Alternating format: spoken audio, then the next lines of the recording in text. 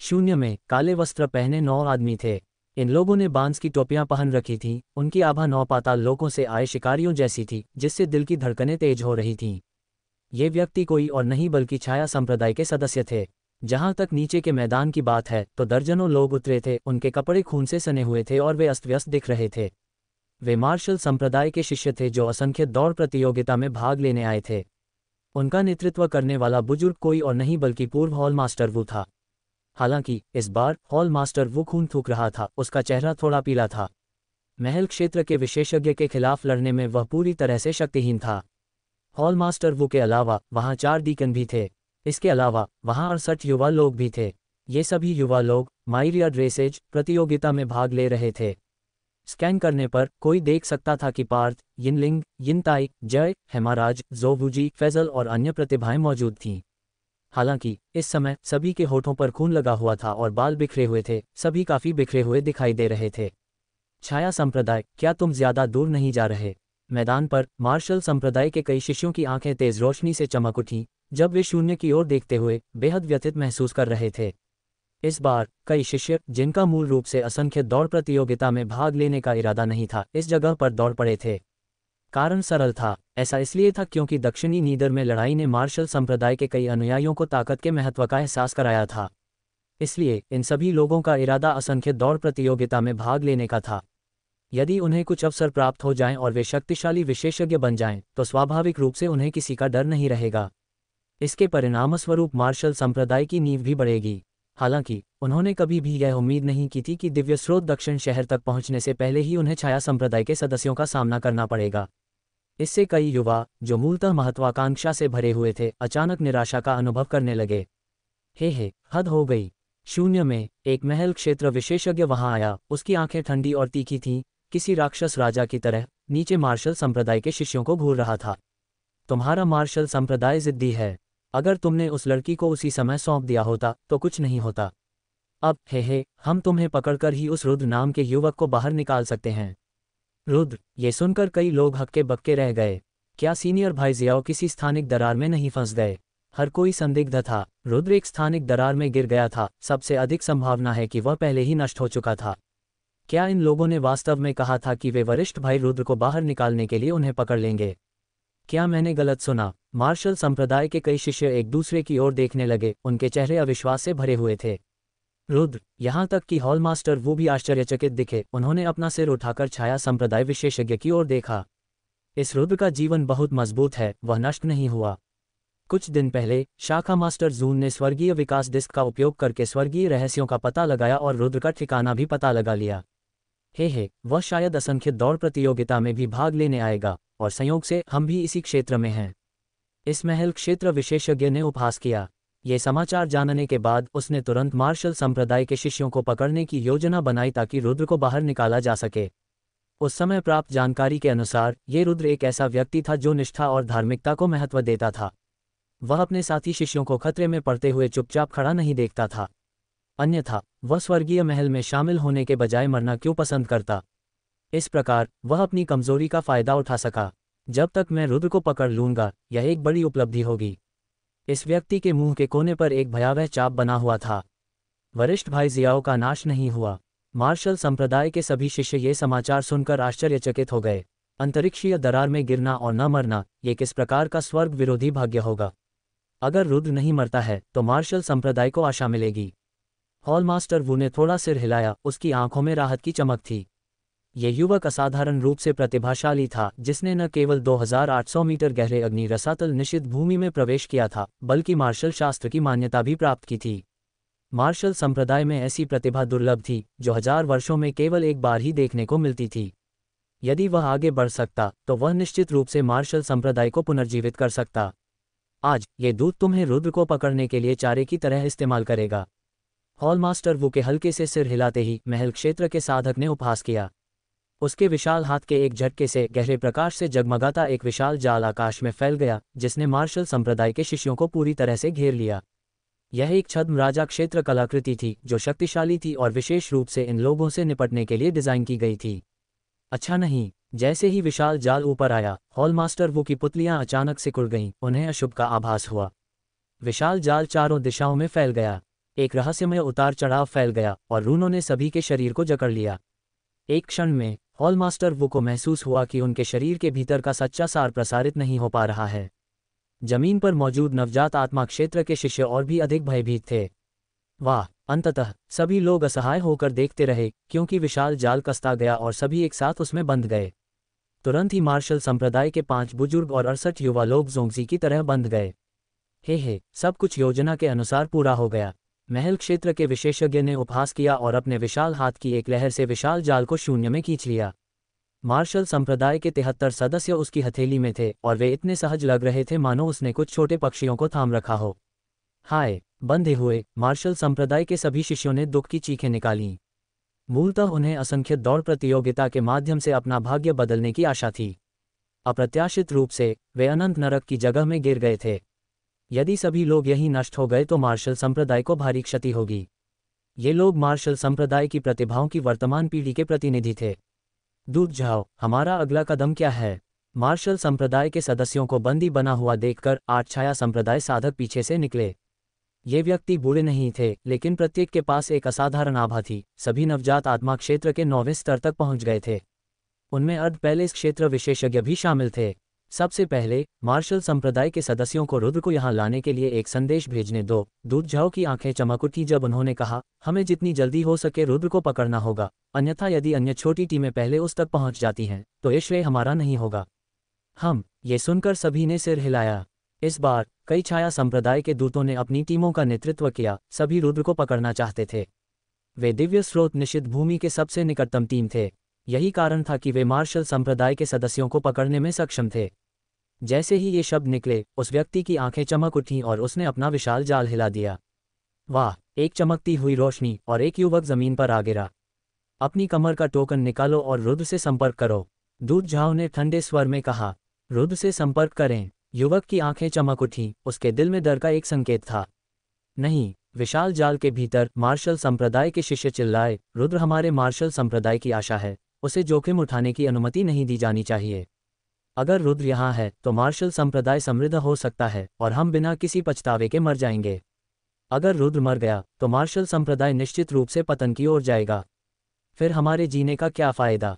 बहुत से लोग चिल्लाए, इतनी बकवास। दूध झाओ की आंखें ठंडी हो गईं और उसने अपने हाथ में पकड़ा विशाल जाल हिलाया। एक भयावह प्रकाश पैटर्न ने सबके शरीरों को जकड़ लिया। तुरंत सबको ऐसा लगा जैसे उन्हें चाकुओं से काटा जा रहा हो। उनके शरीर बिखरते हुए प्रतीत हो रहे थे, उनकी आंखें लाल हो गई थीं। अभी भी रुद्र से संपर्क नहीं कर रहे हो? इसके बाद इस व्यक्ति ने रिहा हुए युवक को ठंडी निगाहों से देखा। युवक की आंखें चमक उठीं, उसके चेहरे पर संघर्ष का भाव था। इस समय वे शत्रु के हाथों में थे, अब उनका स्वयं पर नियंत्रण नहीं था। हालांकि रुद्र को धोखा देना उसके लिए असहनीय हो गया। मार्शल संप्रदाय के एक शिष्य के रूप में छाया संप्रदाय के अहंकारी सदस्यों का वध करना मेरा कर्तव्य है। अब जब मैं आपके हाथों में पड़ गया हूं तो आत्मसमर्पण करने के बजाय मरना बेहतर होगा। युवक की आंखें चमक उठीं और अंततः उसने दृढ़ भाव दिखाया। उसने दूध झाओ की ओर देखा और दृढ़ता से कहा, छाया संप्रदाय अत्याचारी था, वे समझौता कैसे कर सकते थे? जिद्दी। ये देखकर छाया संप्रदाय के बुजुर्ग ने ठंडे स्वर में कहा, यदि आप कार्रवाई नहीं करते हैं तो क्या आपको लगता है कि इस दूत के पास कोई और रास्ता नहीं है? उसके मुंह के कोने पर एक भयावह चाप बना हुआ था। आत्मा को जब्त करो। इस व्यक्ति की आंखें चमक उठीं और उसकी पुतलियों में काले पैटर्न झिलमिलाने लगे। ऐसा प्रतीत हुआ कि वह एक खाई में बदल रहा है। तुरंत ही एक भयावह आत्मा आभा फैल गई जिसने मार्शल संप्रदाय के युवाओं को घेर लिया। भिन्न आत्मा की आभा ने युवक के मन पर आक्रमण कर दिया। तुरंत ही युवक की चेतना ने नियंत्रण खो दिया और वह शव के समान निर्जीव हो गया। कमर टोकन। दूध झाओ की आंखें चमक उठीं, उनकी आवाज़ एक भूत की तरह थी, एक राक्षसी ध्वनि से भरी हुई जो सभी जीवित प्राणियों को मोहित करने में सक्षम प्रतीत होती थी। मार्शल संप्रदाय के शिष्य ने अपनी इच्छा के विरुद्ध कमर का टोकन निकाल लिया। तभी कमर का टोकन चमक उठा और कुछ नाम दिखाई देने लगे। रुद्र। एक विचार के साथ रुद्र का नाम वास्तव में सामने आया। रुद्र मरा नहीं है। ये देखकर हॉलमास्टर वो और विशाल जाल में मौजूद अन्य लोग आश्चर्यचकित हो गए। मार्शल संप्रदाय का कमर टोकन एक विशाल डाटाबेस की तरह था जिसमें प्रत्येक शिष्य के जीवन और मृत्यु का रिकॉर्ड था। यदि कोई मर जाता है तो उसकी आभा लुप्त हो जाती है, उनका नाम भी इससे गायब हो जाएगा। उस समय रुद्र एक स्थानिक दरार में गिर गया था। सभी ने अपनी कमर के टोकन से स्पष्ट रूप से महसूस किया था और रुद्र या रेन केक्सन से कोई आभा उतार चढ़ाव नहीं पाया था। लेकिन अब उसका नाम वास्तव में सामने आया था। यह आश्चर्य की बात थी। ये सब इसलिए हुआ क्योंकि स्वर्गीय निंदा भूमि के नियमों ने रुद्र के कमर टोकन की आभा को अलग कर दिया था। इस प्रकार मार्शल संप्रदाय के सदस्य स्वाभाविक रूप से उसकी उपस्थिति को महसूस नहीं कर सके। अब रुद्र का नाम सामने आया है, लेकिन मार्शल संप्रदाय के सदस्य उत्साहित महसूस नहीं कर सके। वास्तव में सभी लोग बहुत घबरा गए। क्या सीनियर भाई जियाओ सचमुच जीवित हैं? यदि वह असंख्य दौड़ प्रतियोगिता में भाग लेने आता है तो क्या वह बाघ की मांद में नहीं जा रहा होगा?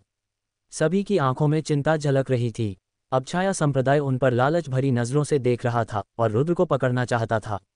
यहाँ एक महल क्षेत्र विशेषज्ञ था। चाहे रुद्र की नींव कितनी भी गहरी क्यों न हो, वह शायद उससे मुकाबला नहीं कर सकता था। उस समय रुद्र ने दक्षिणी नीदरलैंड में बुरी तरह घायल किन्वानली को उसकी दिव्य आत्मा शक्ति को जलाकर मारने में बड़ी मुश्किल से कामयाबी हासिल की थी। और अब ये दूध झाओ शिखर क्षेत्र में एक महल क्षेत्र विशेषज्ञ था। दोनों अतुलनीय थे। वास्तव में वह मरा नहीं है। कमर के टोकन पर रुद्र का नाम देखकर छाया संप्रदाय के दूध झाओ ने अपने होठों पर एक ठंडी मुस्कान बिखेरी। भिन भिन भिन भिन। इस समय कमर के टोकन पर रुद्र का नाम लगातार टिमटिमा रहा था। नाम टिमटिमा रहा है, कमर के टोकन के साथ गूंज रहा है। क्या ये रुद्र भी इसी क्षेत्र में है? ये देखकर दूध झाओ की आंखें चमक उठीं। उसे एक संदेश भेजें। तुरंत उन्होंने मार्शल संप्रदाय के शिष्य को रुद्र को एक संदेश भेजने के लिए नियंत्रित किया। हाय! ये देखकर मार्शल संप्रदाय के शिष्यों के चेहरे दुख से भर गए। छाया संप्रदाय के सदस्य आत्माओं को नियंत्रित करने के लिए गुप्त कलाओं का उपयोग करते थे, इसलिए भले ही मार्शल संप्रदाय के अनुयायी समर्पण करने के बजाय मरना पसंद करते, लेकिन ये बेकार था। इस समय समग्र स्थिति उनके नियंत्रण में नहीं थी। शक्ति कितनी घृणित! मार्शल संप्रदाय के कई शिष्यों ने आह भरी। पार्थ, जय, चेन यानफेंग और अन्य लोग दुख में रोने से खुद को नहीं रोक सके। कम ताकत के कारण वे केवल दूसरों की दया पर निर्भर रह सकते थे। संदेश भेजे जाने के बाद दूध झाओ ने दूर के शून्य की ओर देखा। अगर रुद्र संदेश देखकर यहाँ से भाग जाए तो क्या यह उल्टा असर नहीं करेगा? उसके बगल में बैठे एक अर्धमहल क्षेत्र विशेषज्ञ ने आंखें चमकाते हुए पूछा। अगर इस हरकत से सांप डर गया तो यह ऑपरेशन शायद नाकाम हो जाएगा। नहीं, दूध झाओ ने आत्मविश्वास से कहा, रुद्र निश्चित रूप से उस तरह का व्यक्ति नहीं है। स्टॉप्ड। रुद्र निश्चित रूप से अपने साथी शिष्यों को नहीं छोड़ेगा। दूध झाओ आश्वस्त दिख रहे थे। ऑपरेशन से पहले ही उन्होंने रुद्र के चरित्र और ईमानदारी का विश्लेषण कर लिया था। उन्हें 90% यकीन था कि यह युवक अपने रिश्तेदारों और दोस्तों को नहीं छोड़ेगा। ये थे 73 जीवन। मुझे आशा है कि ऐसा ही होगा। अर्धमहल क्षेत्र के साधक ने थोड़ा सिर हिलाया। चलो हम भी चलें। दूध झाओ की आंखें चमक उठीं और वह मार्शल संप्रदाय के सदस्यों को आकाश में ले गया। एक क्षण में वे बिना किसी निशान के गायब हो गए। इस समय दूर शून्य में रुद्र, जो हान कबीले के सदस्यों का दिव्य स्रोत के दक्षिण शहर की ओर पीछा कर रहा था, उसकी आंखें अचानक चमक उठीं। उसकी आंखों में आश्चर्य का भाव दिखाई दिया। मार्शल संप्रदाय के किसी व्यक्ति ने मुझसे संपर्क किया। रुद्र ने अपनी कमर का टोकन निकाला और देखा कि उसमें रोशनी चमक रही है और उसके चेहरे पर आश्चर्य का भाव था। स्वर्गीय संकट की भूमि में गिरने के बाद यह पहली बार था जब उसे मार्शल संप्रदाय के किसी शिष्य से संदेश प्राप्त हुआ था। उसका मन विचलित हुआ और उसने संदेश पढ़ना शुरू कर दिया। लेकिन जब उन्होंने विषय वस्तु सीखी तो उनकी आंखें धीरे धीरे ठंडी और तेज हो गईं। उसके शरीर से एक तीव्र हत्या की भावना फूट पड़ी। एक क्षण में उड़ती हुई नाव तीव्र हत्या के इरादे से घिर गई। इस हत्या के इरादे ने हान कबीले के अर्धमहल क्षेत्र विशेषज्ञ को भी भय से कांपने पर मजबूर कर दिया। अंकल हान सैन, हान डोंगर और अन्य सभी ने इसे महसूस किया। यह क्या है? सभी लोग हैरान होकर रुद्र को घूरने लगे। इस समय रुद्र की आंखें ठंडी और तीखी थीं, हत्या के इरादे से भरी हुई, नरक से आए किसी असुर की तरह। इससे हान डोंगर का दिल जोर से धड़कने लगा। हान लिंगफेंग, हान चेंगफेंग और अन्य लोगों ने भी आशंका से भरे चेहरे दिखाए। ऐसा लग रहा था कि किसी ने भी यह उम्मीद नहीं की थी कि यह युवक, जो काफी युवा दिखता था, इतना भयानक आभा वाला होगा। इस तरह की हत्या की मंशा कोई साधारण व्यक्ति नहीं रख सकता। क्या हुआ? हान यूफेंग ने थोड़ा भौहें चढ़ाईं, आश्चर्य से रुद्र को देखते हुए पूछा। रुद्र के हाव भाव से यह स्पष्ट था कि कुछ बड़ा हुआ था। अन्यथा यह आमतौर पर शांत रहने वाला युवक कभी ऐसा नहीं होता। सबको अपनी ओर देखते देख रुद्र की आंखों में हत्या का इरादा धीरे धीरे कम हो गया। मुझे कुछ परेशानी का सामना करना पड़ा, उसने धीमे स्वर में शांति से कहा। हालांकि इस शांति के नीचे छिपी ठंडक और भी अधिक भयावह थी। हान कबीले के युवा लोग जो असंख्य कुलों के आधिपत्य युद्ध में भाग लेने जा रहे थे, वे सभी सर्दियों में सिकाडा की तरह शांत थे। मुसीबत का सामना करना पड़ा। अंकल हान सैन की आंखें सिकुड़ गईं और उन्होंने कहा, क्या तुम्हें हमारी मदद चाहिए? हाँ, हान डोंगर ने भी सिर हिलाया। अगर आपको किसी चीज़ की ज़रूरत हो, यंग मास्टर याओ, तो कृपया बेझिझक बोलें। हान कबीले के कई अन्य बुजुर्ग उत्सुक दिखे। हर किसी के लिए ये कल्पना करना कठिन था कि इस अकल्पनीय युवक को किस प्रकार की परेशानी का सामना करना पड़ सकता है। मुझे डर है कि मेरी परेशानियां ऐसी नहीं हैं जिनमें तुम मदद कर सको। रुद्र कड़वाहट से मुस्कुराया। छाया द्वार कितना शक्तिशाली था। यहाँ हान कबीले में केवल 4 बुजुर्ग थे। सबसे शक्तिशाली तो केवल अर्धमहल क्षेत्र में था। शक्ति का ये स्तर पर्याप्त नहीं था। आप क्या कह रहे हैं युवा मास्टर याओ? अंकल हान सान ने गंभीर भाव से कहा, आपने यूफेंग और डोंगर को बचाया, आप हमारे उपकारक हैं। अब जब आपको ज़रूरत है तो चाहे आग और पानी से ही क्यों न गुजरना पड़े, मैं हिचकिचाऊंगा नहीं। अगर आप मना करते हैं तो आप मुझे नीचा दिखाएंगे हान। उसका स्वर बहुत गंभीर था। तीसरा भाई सही कह रहा है। उसके बगल में बैठे एक बुजुर्ग ने मुस्कुराते हुए कहा, अगर हम सचमुच मदद नहीं कर सकते तो कम से कम एक दूसरे का ख्याल तो रख ही सकते हैं। अन्य बुजुर्गों ने थोड़ा सिर हिलाया। वे वास्तव में रुद्र की मदद करने की कोशिश नहीं कर रहे थे। उनके दिल में ये जानने की उत्सुकता थी कि इस युवक को किस तरह की परेशानी का सामना करना पड़ा है। ये सही है। हान लिंगफेंग ने भी सिर हिलाया। भाई याओ, आप इतने विनम्र क्यों हो रहे हैं? वह धार्मिक आक्रोश के साथ बोला, लेकिन अंदर ही अंदर वह रुद्र के दुश्मन को भी देखना चाहता था। वह तो रुद्र को संकट में भी देखना चाहता था। इस युवक की अभिव्यक्ति में इतना बड़ा परिवर्तन होने के लिए उसका शत्रु बहुत कमजोर नहीं होना चाहिए। कम से कम आधा चरण वाला महल क्षेत्र या अर्ध महल क्षेत्र है ना? हान कबीले के कई युवा लोगों ने मन ही मन सोचा। ये लोग स्पष्टतः खुश थे। चूंकि आप सबका यही इरादा है तो चलो साथ चलते हैं। रुद्र ने एक पल सोचा, फिर सिर हिला दिया। वाह! रुद्र के निर्देश पर हान कबीले के अर्धमहल क्षेत्र विशेषज्ञ ने उड़ने वाली नाव को दिशा बदलने और दूर शून्य की ओर भागने का आग्रह किया। एक अर्धमहल क्षेत्र साधक उड़ रहा था। गति बहुत तेज थी। पूरे 2 घंटे के बाद सभी लोग एक पर्वत श्रृंखला पर पहुंच गए। ये पर्वत श्रृंखला विशाल थी, लेकिन शून्य से देखने पर यह एक विशाल मैदान में एक छोटा सा बिंदु मात्र थी। कोई कल्पना कर सकता है कि यह मैदान कितना विशाल था। हालांकि इस समय मैदान के एक हिस्से में एक पर्वत शिखर पर प्रकाश की कई किरणें चमक उठीं। ये काले वस्त्र पहने 9 आदमी थे। दूसरी ओर शून्य में प्रकाश की कई धारियां भी फैली हुई थीं। दोनों पक्षों के बीच की दूरी लगातार कम होती जा रही थी और यह पर्वत श्रृंखला इसका केंद्र बिंदु थी। कमर के टोकन पर रोशनी तेज हो रही है और दोनों पक्षों के बीच की दूरी कम होती जा रही है। शून्य में छाया द्वार के दूत झाओ की आंखें चमक उठीं। कमर के टोकन पर नजर पड़ते ही उसके मुंह के कोने पर एक गंभीर मुस्कान उभर आई। रुद्र भी इसी ओर उड़ रहा है। मुझे उम्मीद नहीं थी कि वह वादे के मुताबिक आएगा। अर्धमहल क्षेत्र साधक ने कहा, यह बच्चा बहुत ही चरित्रवान है। हे, लेकिन वह पीले झरनों की ओर जाने वाला है। शैडो गेट के साधकों ने उपहास किया। हम यहीं उसका इंतजार करेंगे। दोनों पक्षों के बीच की दूरी कम होते देख दूत झाओ की आंखें ठंडी पड़ गईं। वह मार्शल संप्रदाय के सदस्यों को सीधे एक पर्वत शिखर पर ले गया। उसकी आंखें गहरी थीं, दूर के शून्य को निहार रही थीं, मानो सब कुछ उसके नियंत्रण में हो और दुनिया की महान प्रवृत्तियों पर उसका नियंत्रण हो। हाँ, छाया द्वार के सभी साधकों के चेहरे पर ठंडे भाव थे। मार्शल संप्रदाय के अनुयायी इस समय विशाल जाल से बंधे हुए थे तथा जोंगजी की तरह एक साथ बंधे हुए थे। हालांकि उनके होश अभी भी बरकरार थे। दूत झाओ की बातें सुनकर सभी की भौहें तन गईं। यदि रुद्र यहाँ आए तो परिणाम क्या होगा? ये कल्पना करना कठिन नहीं था कि न केवल रुद्र बल्कि मार्शल संप्रदाय के शिष्य भी नष्ट हो जाएंगे। वाह! 1/4 घंटे बाद शून्य में प्रकाश की एक किरण चमक उठी। रुद्र की आकृति प्रकट हुई। आगे कोई है। उड़ती हुई नाव पर अंकल हान सेन की आंखें चमक उठीं और उन्होंने तुरंत दूर पहाड़ की चोटी पर खड़ी आकृतियां देखीं। यह क्षेत्र मैदानों से घिरा हुआ था तथा केवल एक पर्वत श्रृंखला थी, इसलिए ऊंची चोटी पर खड़ी आकृतियों को देखना आसान था। ये देखकर सभी हान कबीले के सदस्यों ने अपनी दृष्टि केंद्रित की और अपनी आध्यात्मिक भावना को आगे बढ़ाया। रुद्र का चेहरा गंभीर था और जैसे ही वह सामने की ओर देख रहा था, उसकी आंखों में ठंडक छा रही थी। अपनी शक्तिशाली आध्यात्मिक समझ से वह पहले से ही उस परिचित आभा को महसूस कर चुका था। ये सिर्फ मार्शल संप्रदाय के शिष्यों का आभा मंडल नहीं था, वहां छाया द्वार की अनोखी भयावह आभा भी थी।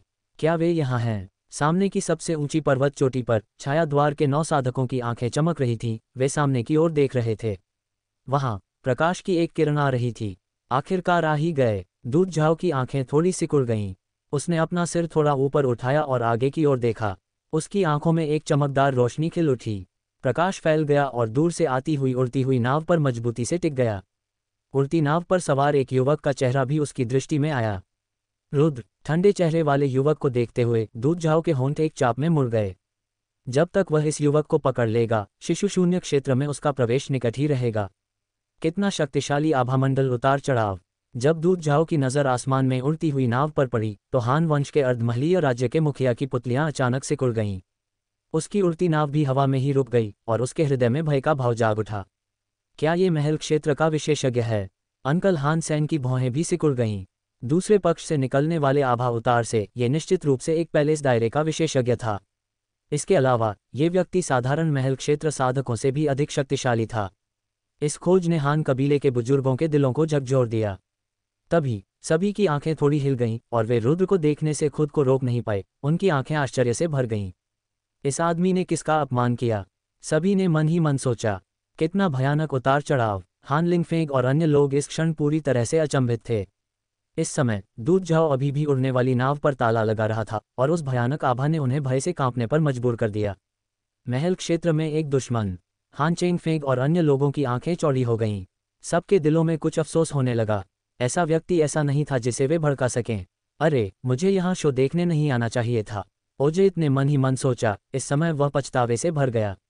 यदि उन्हें फंसाया गया तो ये सचमुच खत्म हो जाएगा। भाई याओ, क्या यह आपका दुश्मन है? हान यूफेंग ने रुद्र की ओर देखते हुए भौहें सिकोड़ लीं। हालांकि शुक्र है कि उनकी अभिव्यक्ति अपेक्षाकृत शांत थी। हान डोंगर भी चिंतित दिख रहा था। ये लोग खुद के फंस जाने से नहीं डरते थे, बल्कि रुद्र के बारे में चिंतित थे। हाँ, यही वो मुसीबत है जिसके बारे में मैंने कहा था। रुद्र ने अपनी हथेलियां फैला दी और कड़वाहट से मुस्कुराते हुए बोला, तो इस वक्त तुम ज्यादा कुछ नहीं कर सकते। तुम्हारा ऐसा इरादा होना पहले से ही दुर्लभ है। अब तुम्हें पीछे हट जाना चाहिए ताकि तुम पर मुसीबत न आए। रुद्र के शब्द स्वाभाविक रूप से अंकल हान सेन और हान यूफेंग भाई बहनों पर निर्देशित थे। जहां तक अन्य लोगों का सवाल है, वह जानता था कि उनके इरादे अच्छे नहीं थे। यह अंकल हान सेन की आंखों में झिझक दिखाई दी। उसके मन में रुद्र के प्रति असीम कृतज्ञता थी, लेकिन महल क्षेत्र के विशेषज्ञ का सामना करते हुए उन्हें शक्तिहीनता की गहरी भावना भी महसूस हुई। तुम्हें ऐसा होने की जरूरत नहीं है। रुद्र खुलकर मुस्कुराया, मानव शक्ति सीमित है, अपनी जिंदगी को बेकार में क्यों बर्बाद करना।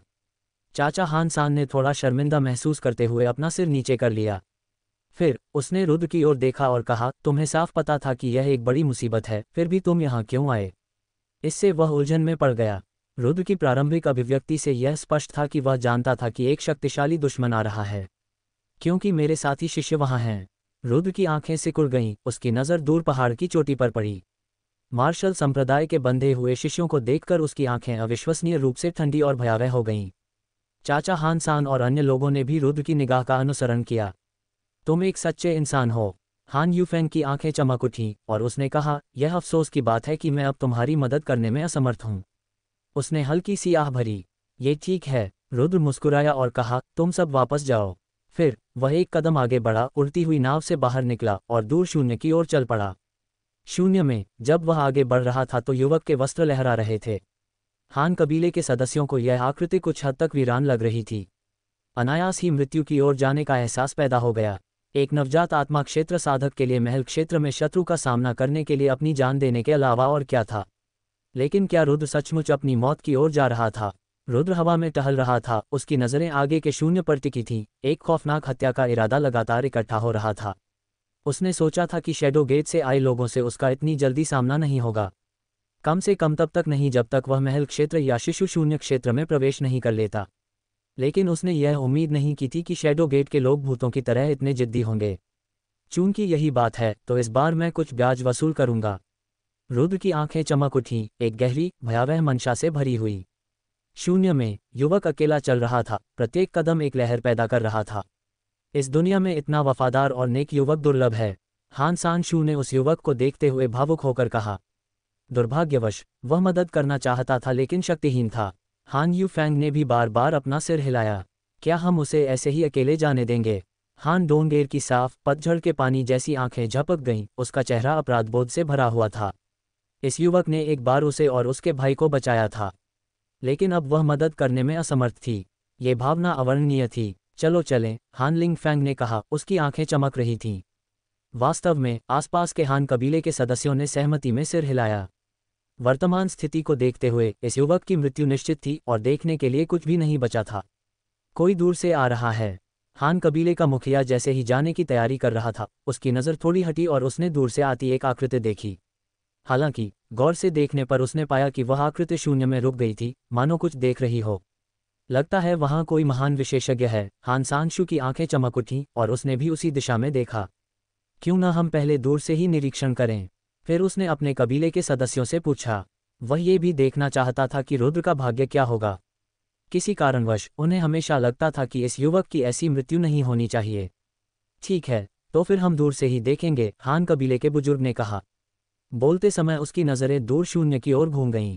वहां उन्होंने एक शक्तिशाली आभा में उतार चढ़ाव महसूस किया। इस प्रकार की आभा निश्चित रूप से किसी महल क्षेत्र के साधक के पास नहीं हो सकती थी। क्या वे लोग रोहन के पीछे हो सकते हैं? हान कबीले के अर्ध महल क्षेत्र के बुजुर्ग ने सोचा। शुरू से ही उन्होंने महसूस किया कि रुद्र असाधारण था और ऐसे व्यक्ति के पास एक बड़ी शक्ति का समर्थन होना चाहिए। इस समय दूर शून्य में एक विशेषज्ञ के अचानक प्रकट होने से उसे दोनों के बीच संबंध स्थापित करने में मदद मिली। इसलिए पक्ष विपक्ष पर विचार करने के बाद उन्होंने वहीं रुकने और स्थिति का निरीक्षण करने का निर्णय लिया। हालांकि शैडो गेट के लोगों ने उस विशेषज्ञ पर ध्यान नहीं दिया जो अचानक दूर से प्रकट हुआ था, क्योंकि वे मार्शल संप्रदाय की पृष्ठभूमि के बारे में बहुत स्पष्ट थे। इस संप्रदाय का सबसे शक्तिशाली व्यक्ति पहले ही बंदी बन चुका था, तो फिर डरने की क्या बात थी। हे, ये बच्चा वास्तव में आने की हिम्मत करता है। रुद्र को आते देख शैडो गेट के कई विशेषज्ञ मुस्कुराए। हाय, महल के मालिक वू ने आह भरी। जाल में फंसने के बावजूद उन्हें लगा कि वह बेरुख चेहरा वाला युवक उनकी ओर आ रहा है। ये देखकर वह बस एक हल्की सी आह भर पाए। उनकी आंखों में उदासी उभर आई। तुमने ऐसा क्यों किया? एक साथ नष्ट होने के बजाय आशा की एक किरण छोड़ जाना बेहतर होगा। लेकिन रुद्र की कार्रवाई ने लोगों को भावुक कर दिया। वरिष्ठ भाईजियों, जय और अन्य लोगों की आंखें चमक उठीं। उनका खून खौल रहा था, लेकिन उनकी आंखों में केवल दुख था। रुद्र आगे बढ़ा और पहाड़ों के बीच प्रकट हुआ। हे, क्या आप रुद्र हैं? दूध झाव ने होठों पर मुस्कान के साथ पूछा। ठीक है, रुद्र ने ठंडे भाव से कहा। उसका चेहरा आश्चर्यजनक रूप से शांत था। उसकी आंखें चमक उठीं और उसने कहा, मेरे साथी शिष्यों को रिहा कर दो। हम उन्हें रिहा कर सकते हैं, लेकिन आपको उस लड़की को सौंपना होगा। दूध झाव ने कहा। उसकी निगाहें सख्त हो गईं। पहले उन्हें रिहा करो। रुद्र का स्वर ठंडा और कठोर था। उसने एक कदम आगे बढ़कर गहरी आवाज में कहा, मैं यहाँ हूँ। क्या तुम्हें डर है कि तुम उस व्यक्ति को नहीं पकड़ पाओगे? उसकी आंखों में दृढ़ निश्चय की झलक उभरी। दूध झाव की भौहें सिकुड़ गईं। ठीक है, थोड़ी हिचकिचाहट के बाद वह बोला। शैडो गेट के दूत के रूप में वह मूलतः निर्दयी था और कभी किसी को मौका नहीं देता था। सौदेबाजी की तो बात ही छोड़िए, बस ये था कि यह रुद्र विशेष था। वह जानता था कि इस युवक को मृत्यु का भय नहीं है। यदि उस पर बहुत अधिक दबाव डाला गया तो कोई अच्छा परिणाम नहीं निकलेगा। आखिरकार इस यात्रा का उसका उद्देश्य इस युवक को पकड़ना और उस लड़की को ले जाना था। जहां तक मार्शल संप्रदाय के अनुयायियों का प्रश्न है, चाहे वे मारे गए हों या नहीं, इससे कोई फर्क नहीं पड़ता। वाह! फिर दूध झाव ने अपनी हथेली हिलाई और मार्शल संप्रदाय के लोग एक एक करके हवा में उड़ गए। उनके शरीर पर लगी रोक हट गई और सभी लोग जल्दी से स्थिर हो गए। अंततः मार्शल संप्रदाय के सभी शिष्य रुद्र की ओर दौड़े। वरिष्ठ भाईजियों, जैसे ही मार्शल संप्रदाय के शिष्य पास आए और रुद्र को देखा, सभी के चेहरे भावनाओं से भर गए। दक्षिणी नीदरलैंड में उनके अलग होने के बाद से 5 महीने बीत चुके थे। इन 5 महीनों के दौरान मार्शल संप्रदाय के सभी शिष्यों ने सोचा था कि रुद्र नष्ट हो गया है। उन्होंने कभी नहीं सोचा था कि वे इस समय एक दूसरे से मिलेंगे। अब जब वे पुनः मिले तो सभी के मन में केवल भावनाओं की अंतहीन आहें ही सुनाई दीं। मार्शल संप्रदाय के इन पुराने परिचितों को देखकर रुद्र भी भावुक हो गया। वे एक बार एक साथ प्रशिक्षण पर गए थे, खुलकर हंसते और बातें करते हुए। लेकिन अब जब वे पुनः मिले तो उनके सामने जीवन मरण का संकट खड़ा हो गया। आप लोग पहले जाए। रुद्र ने गहरी सांस ली और तुरंत मार्शल संप्रदाय के अपने साथी शिष्यों से कहा, तुम्हारा क्या हाल है? जय ने भौहें चढ़ाकर पूछा। पार्थ ने भी अपनी भौहें कसकर सिकोड़ लीं। हालांकि वह महसूस कर सकता था कि इस समय रुद्र की ताकत काफी बढ़ गई थी, लेकिन इस स्तर की साधना स्पष्ट रूप से महल क्षेत्र के विशेषज्ञ का सामना करने के लिए पर्याप्त नहीं थी। इससे निपटने का मेरा अपना तरीका है, रुद्र ने कहा। उसके दृढ़ स्वर में कठोरता का भाव था। इससे निपटने का आपका अपना तरीका? महल के मास्टर वू ने भी कड़ी भौहें चढ़ाईं। रुद्र, क्या तुम आत्मसमर्पण नहीं करने वाले?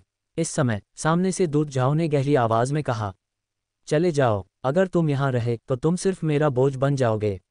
मार्शल संप्रदाय के 73 साधकों को देखते हुए रुद्र की आंखें चमक उठीं। उसके स्वर में निर्विवाद अधिकार का भाव व्याप्त था, जिससे जो लोग पहले चिंतित थे वे भी झिझक गए।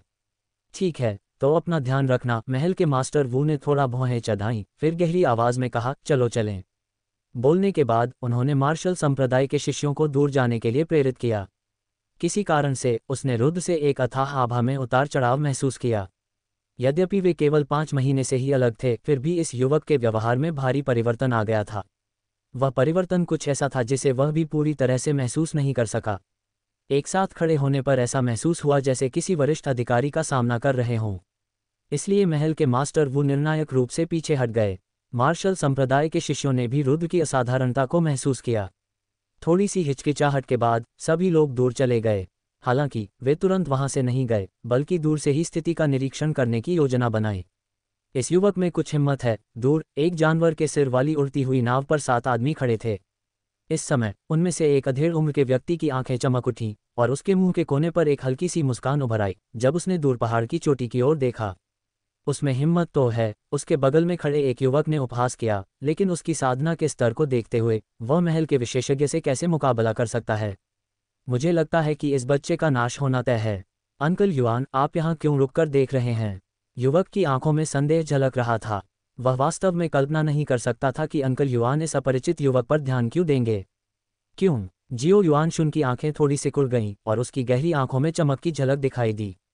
यद्यपि वे एक दूसरे से बहुत दूर थे, फिर भी अपनी शक्तिशाली आध्यात्मिक समझ के कारण वह दूरी पर खड़े युवक को स्पष्ट रूप से देख सकता था। जैसे ही उसने इस युवक को देखा, उसका हृदय तूफान की तरह हिल उठा और वह अब भी शांत नहीं हो सका। ये युवक 90% मेरे एक पुराने दोस्त जैसा दिखता है। जियाओ युआनशुन की आंखें थोड़ी सिकुड़ गईं। गहरी सांस लेने के बाद उसने धीमी आवाज में कहा। ये शब्द बोलते समय उसका स्वर पहाड़ के समान भारी हो गया। अतीत की कई घटनाएं तुरंत उसके दिमाग में कौंध गईं। एक पुराना दोस्त। फेइड का मुंह फड़क उठा। उसकी पैनी नज़र दूर शून्य की ओर गई और उसने कहा, लगता है ये व्यक्ति असंख्य कुलों के आधिपत्य युद्ध में भाग ले रहा है। हालांकि इस युद्ध में भाग लेने वालों में अच्छी प्रतिभा है, फिर भी वे मेरे जियो युद्ध कबीले के सामने बहुत कमज़ोर हैं। वह अंकल युआन के पुराने दोस्त जैसा कैसे हो सकता है? जियो युआनशुन चुप रहा। अगर युद्ध राजा का बेटा अभी भी जीवित होता तो शायद वह इतना बूढ़ा होता, है ना? उसकी आंखें यादों से भरी थीं। एक पुराना दोस्त। जियाओ युआनशुन के बगल में एक अधेड़ उम्र के आदमी की आंखें चमक उठीं। वह सोच में डूबा हुआ था, उसकी नज़रें आगे पहाड़ों में रुद्र पर टिकी थीं। उसकी आंखों में एक पुरानी याद उभरी और धीरे धीरे उसके मन में एक आकृति उभरने लगी। सचमुच, दोनों लगभग एक ही सांचे में तराशे गए हैं। तुरंत ही उस आदमी का मन कांप उठा और उसका चेहरा सदमे से भर गया। इस समय दूर से रुद्र की ओर उसकी निगाह असाधारण रूप से गंभीर हो गई। यहाँ तक कि उसके अंदर सम्मान की भावना भी उभर रही थी।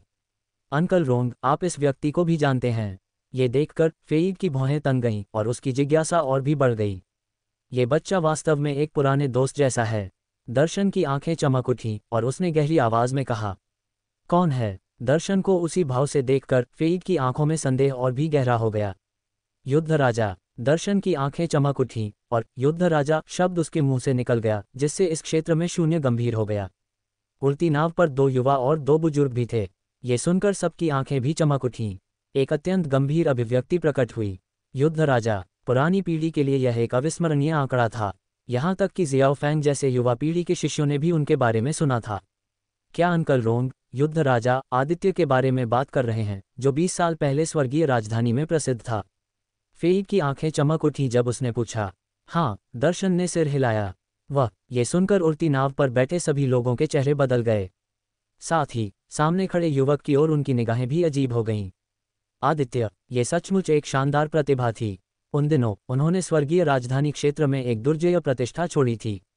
हालांकि एक निश्चित अवधि के बाद यह आंकड़ा एक वर्जित विषय बन गया।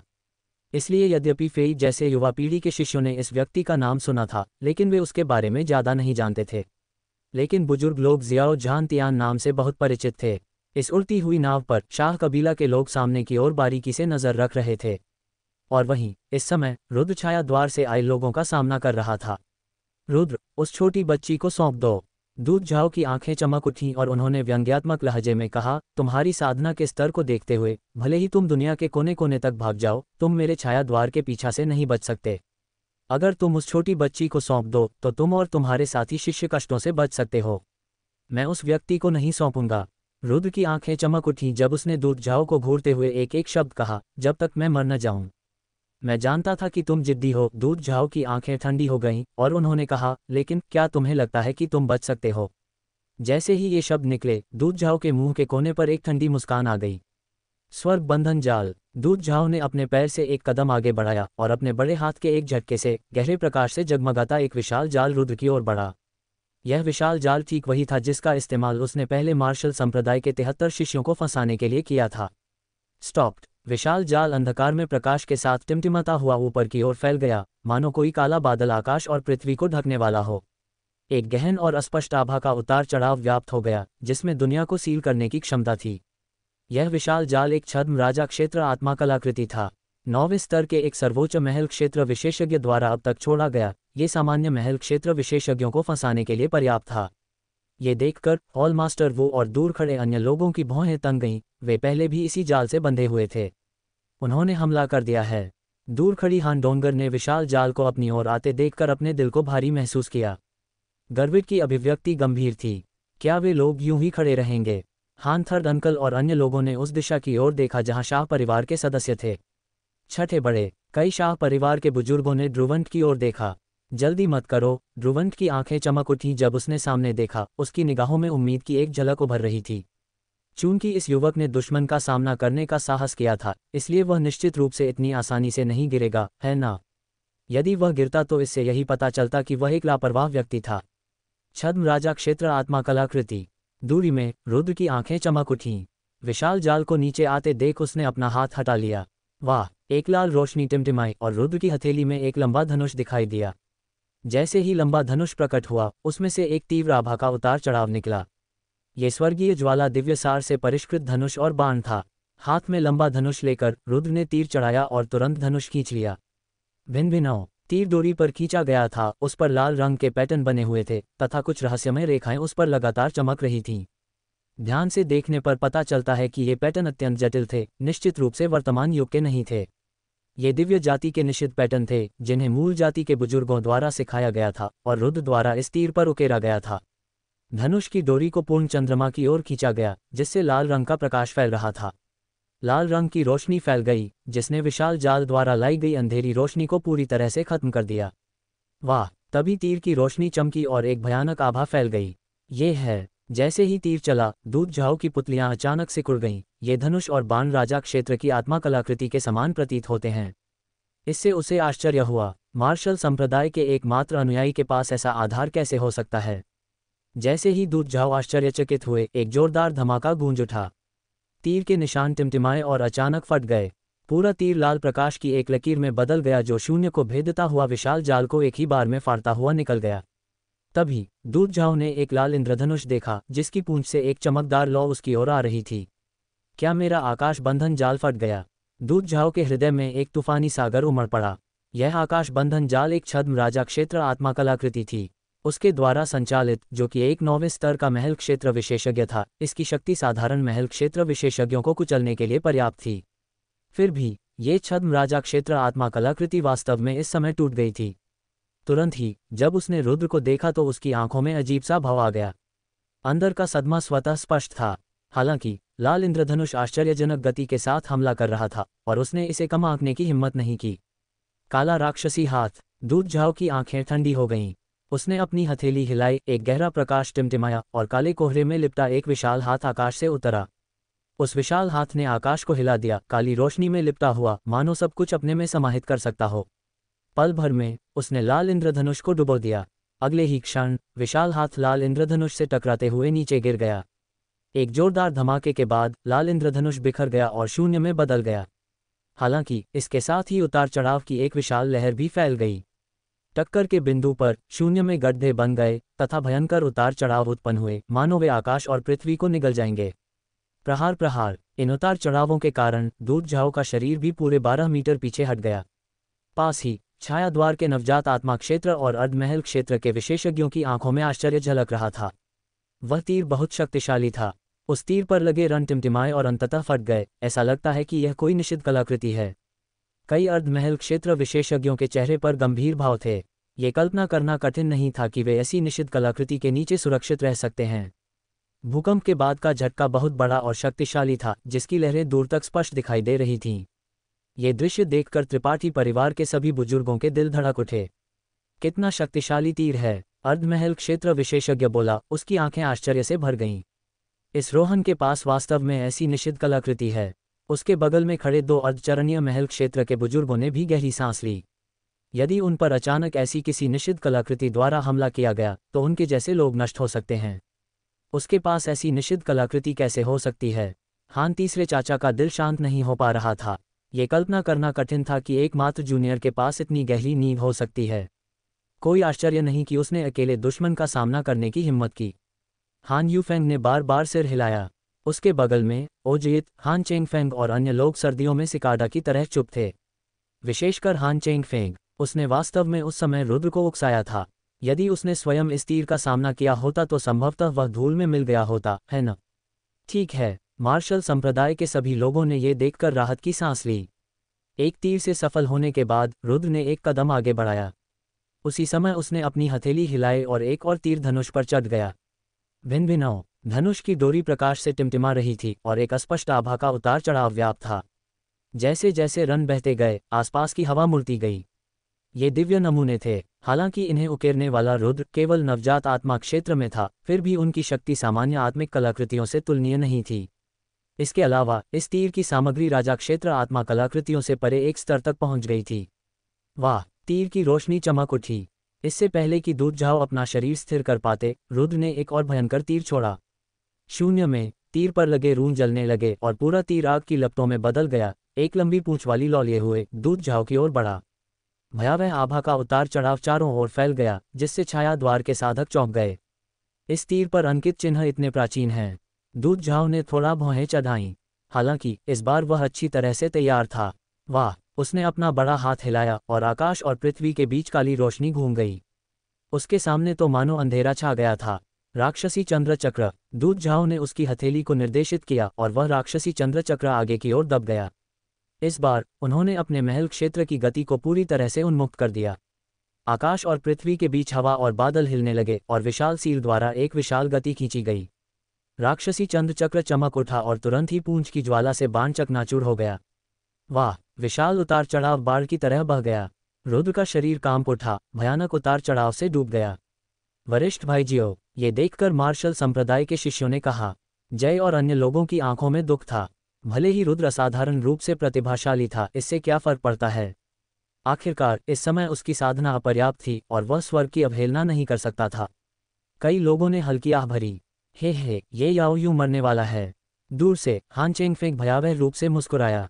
अभी अभी वह रुद्र द्वारा प्रदर्शित नींव से हिल गया था, लेकिन अब ऐसा लग रहा था कि यह युवक अंततः पहले इस रियल्म विशेषज्ञ के साथ प्रतिस्पर्धा नहीं कर सकता था।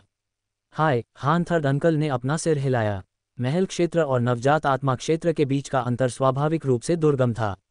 इसके अलावा दूध झाओ एक शिखर 9वें स्तर पहले इस दायरे विशेषज्ञ था। ऐसा व्यक्ति बहुत कम ही मिलता था। इसलिए भले ही रुद्र के पास कोई निश्चित कलाकृति हो, फिर भी स्वर्ग की अवहेलना करना कठिन था। टकराना। शून्य में आफ्टरशॉक धीरे धीरे कमजोर हो गया और रुद्र का शरीर उड़ गया। उसके मुंह से ताज़ा खून की धार बह निकली और उसका चेहरा पीला पड़ गया। यहाँ तक कि भयंकर तूफान भी आया, जिससे रुद्र के चेहरे पर निशान पड़ गए। इस समय रुद्र के कपड़े फटे हुए थे और खून से सने हुए थे। छठे बड़े। रुद्र को पराजित होते देख दूर खड़े शाह परिवार के एक बड़े बुजुर्ग ने भौहें सिकोड़ लीं। ध्रुवंत की आंखें चमक उठीं और वह ध्यान से सामने की ओर देखने लगा। यद्यपि वह हिला नहीं था, फिर भी एक शक्तिशाली आभा में उतार चढ़ाव पहले से ही उस पर हावी हो रहा था। वह गति पकड़ते हुए बाज की तरह था, जो किसी भी क्षण अपने पंख फैलाने के लिए तैयार था। इस तीर में अभी भी थोड़ी कमी है। अपने शरीर को स्थिर करने के बाद रुद्र थोड़ी आह भरने से खुद को रोक नहीं सका। उसका मन गतिशील हुआ और जीवन योद्धा आत्मा उसकी चेतना के सागर में प्रवाहित हुई। हरी रोशनी की कुछ धारियां टिमटिमा उठीं, जिससे उसके चेहरे के दाग भर गए। उसके कपड़ों के नीचे से युद्ध कवच को धुंधला सा देखा जा सकता था। ये छद्म राजा क्षेत्र युद्ध कवच था। यदि यह वस्तु अभी उसकी रक्षा नहीं कर रही होती तो शायद रुद्र खड़ा भी नहीं हो पाता। ये बच्चा अभी भी जीवित है। रुद्र को हवा में खड़ा देखकर छाया द्वार के कई साधकों ने आश्चर्य के भाव प्रकट किए। अभी अभी जो प्रहार हुआ है, उससे प्रथम स्तर के महल क्षेत्र के साधक भी घायल हो गए होंगे। फिर भी ये नवजात आत्मा क्षेत्र का युवक अभी भी हवा में खड़ा हो सकता था। ये कल्पना करना सचमुच कठिन था कि यह किस प्रकार का विचित्र प्राणी था। वाकई वह बहुत ही चरित्रवान है। उसके सामने दूध झाओ की आंखें चमक उठीं, जिनमें थोड़ा आश्चर्य भी झलक रहा था। लेकिन तुम अभी बड़े नहीं हुए हो। आज तुम्हारे पास भागने के लिए कोई जगह नहीं है। जैसे ही उसके शब्द निकले, उसके शरीर से एक शक्तिशाली आभा का प्रवाह बह निकला। इस समय रुद्र ने ऊपर देखा। उसके चेहरे की चोटें पहले ही ठीक हो चुकी थीं। उसकी आंखों में एक प्रबल युद्ध की भावना और एक भयावह हत्या की भावना झलक रही थी। उस तरह की आभा ने पूरे शून्य को भर दिया। दूर खड़े ध्रुवंत को ये बात बहुत प्रभावित कर गई। क्या ये युद्ध मार्शल आत्मा की आभा है? ध्रुवंत की आंखें चमक उठीं। उसका चेहरा अभी अभी स्पष्ट रूप से घायल हुआ था, ये तुरंत कैसे ठीक हो गया? क्या ये जीवन मार्शल आत्मा हो सकती है? ये सोचते ही उसके दिल में एक तूफानी लहर दौड़ गई और वह शांत नहीं हो पा रहा था। युद्ध मार्शल भावना, जीवन मार्शल भावना। यदि यह युद्ध राजा का पुत्र नहीं था तो ये किसका पुत्र हो सकता है? रुद्र, आत्मसमर्पण कर दो। इसी क्षण दूत झाओ ने हमला किया। विशाल हाथ नीचे उतरा और अनगिनत काले पैटर्न नीचे गिर रहे थे। Phantom hand. विशाल हाथ एक गहरे पिंजरे की तरह था जिसका लक्ष्य रुद्र को बांधना था। दफा हो जाओ। ठीक इसी समय शून्य में एक जोरदार चीख गूंजी। ये ध्वनि गड़गड़ाहट जैसी थी जिसने 9 आकाशों को हिला दिया। ध्वनि तरंगें कंपन पैदा कर रही थीं जिससे लोगों के मन में कंपन हो रहा था। तुरंत ही संपूर्ण शून्य ठहर गया। अर्धचरण महल क्षेत्र और अर्धमहल क्षेत्र के सभी साधकों की आंखों में भय दिखाई दे रहा था। नवजात आत्मा क्षेत्र के साधक और भी अधिक कांपने लगे। सबकी नजर पड़ी तो उन्हें हल्के नीले रंग का लबादा पहने एक अधेड़ उम्र का आदमी कुछ ही दूरी पर शून्य से आता हुआ दिखाई दिया। यह आदमी बहुत दूर, अगम्य सा लग रहा था, लेकिन पल भर में ही पहाड़ों के बीच उसकी आकृति प्रकट हो गई। एक शक्तिशाली स्वर्ग और पृथ्वी जैसी गति व्याप्त हो गई जिसने तुरंत ही शून्य के एक भाग को घेर लिया। दूरी पर दूत झाओ, जिसने पहले ही हमला कर दिया था और रुद्र को दबाने वाला था, उसकी आंखों में डर दिखाई दे रहा था। ये है। उसने ऊपर देखा और दूर से एक आदमी को अपनी ओर उड़ते हुए देखा। एक शक्तिशाली आकाश पाताल का वेग उस पर छा गया, मानो उसे जकड़ रहा हो। उसे लगा जैसे उसके शरीर का असली सार ठोस हो गया हो और उसकी आत्मा भी कांपने लगी। शिशु खंडहर क्षेत्र विशेषज्ञ। जिस क्षण ये गति कम हुई, यह विचार दूत झाओ के दिमाग में आया। जैसे ही यह विचार मन में आया, एक विशाल हथेली एक हस्तमुद्रा में परिवर्तित हो गई और उसकी ओर नीचे की ओर झुक गई। टकराना। हाथ की मुहर स्वर्ग से उतरी मानो कोई हाथ हो। जहां भी यह हस्तमुद्रा गुजरती वहां शून्य कांप उठता और ऐसा लगता जैसे अंतरिक्ष ढह रहा हो। दूत झाओ का काला राक्षसी हाथ नंगी आंखों से दिखाई देने वाली गति से बिखर रहा था। टकराना। शून्य में एक गगनभेदी गर्जना गूंज उठी, आकाश कांप उठा और दूत झाओ का अधोलोक दानव हाथ तुरंत विघटित हो गया। एक आभा की लहर ने उसे भय का अनुभव कराया। इस अचानक परिवर्तन ने सभी को चौंका दिया।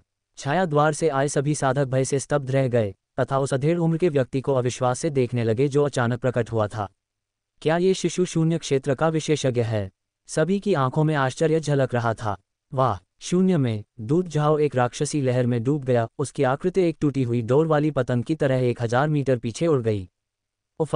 उसके मुंह से खून की एक बूंद फूट पड़ी। उसका चेहरा पीला पड़ गया और अनगिनत हड्डियां टूटी हुई लग रही थीं। उसका शरीर शून्य में लड़खड़ा रहा था, मानो हवा में रहने की भी शक्ति खो चुका हो। ऐसा प्रहार इतना भयानक था कि आम लोगों के लिए अकल्पनीय स्तर तक पहुंच गया। दूत झाओ। तुरंत छाया द्वार साधक बहुत घबरा गए और उनमें से 2 ने तुरंत दूत झाओ का समर्थन किया। इस समय दूत झाओ लगातार खून थूक रहा था। उसकी आभा कमजोर और कमजोर थी। दूसरी ओर रुद्र, जो मूल रूप से अपने तुरुप का पत्ता इस्तेमाल करने की तैयारी कर रहा था, उसकी आंखों में आश्चर्य दिखाई दिया। ये कल्पना करना कठिन था कि दूत झाओ, जो कि महल हवेली क्षेत्र के विशेषज्ञ थे, को इतनी आसानी से पीछे धकेला जा सकेगा। इसके अलावा अभी अभी अचानक जो भयानक आभा उतरी, उससे भी उसकी भौहें फड़क उठीं। इस तरह का उतार चढ़ाव केवल शिशु शून्य क्षेत्र विशेषज्ञ से ही आ सकता है, और न केवल एक साधारण शिशु शून्य क्षेत्र विशेषज्ञ। यह एक शिखर विशेषज्ञ होना चाहिए जो शिशु शून्यता के 9वें चरण तक पहुंच गया हो।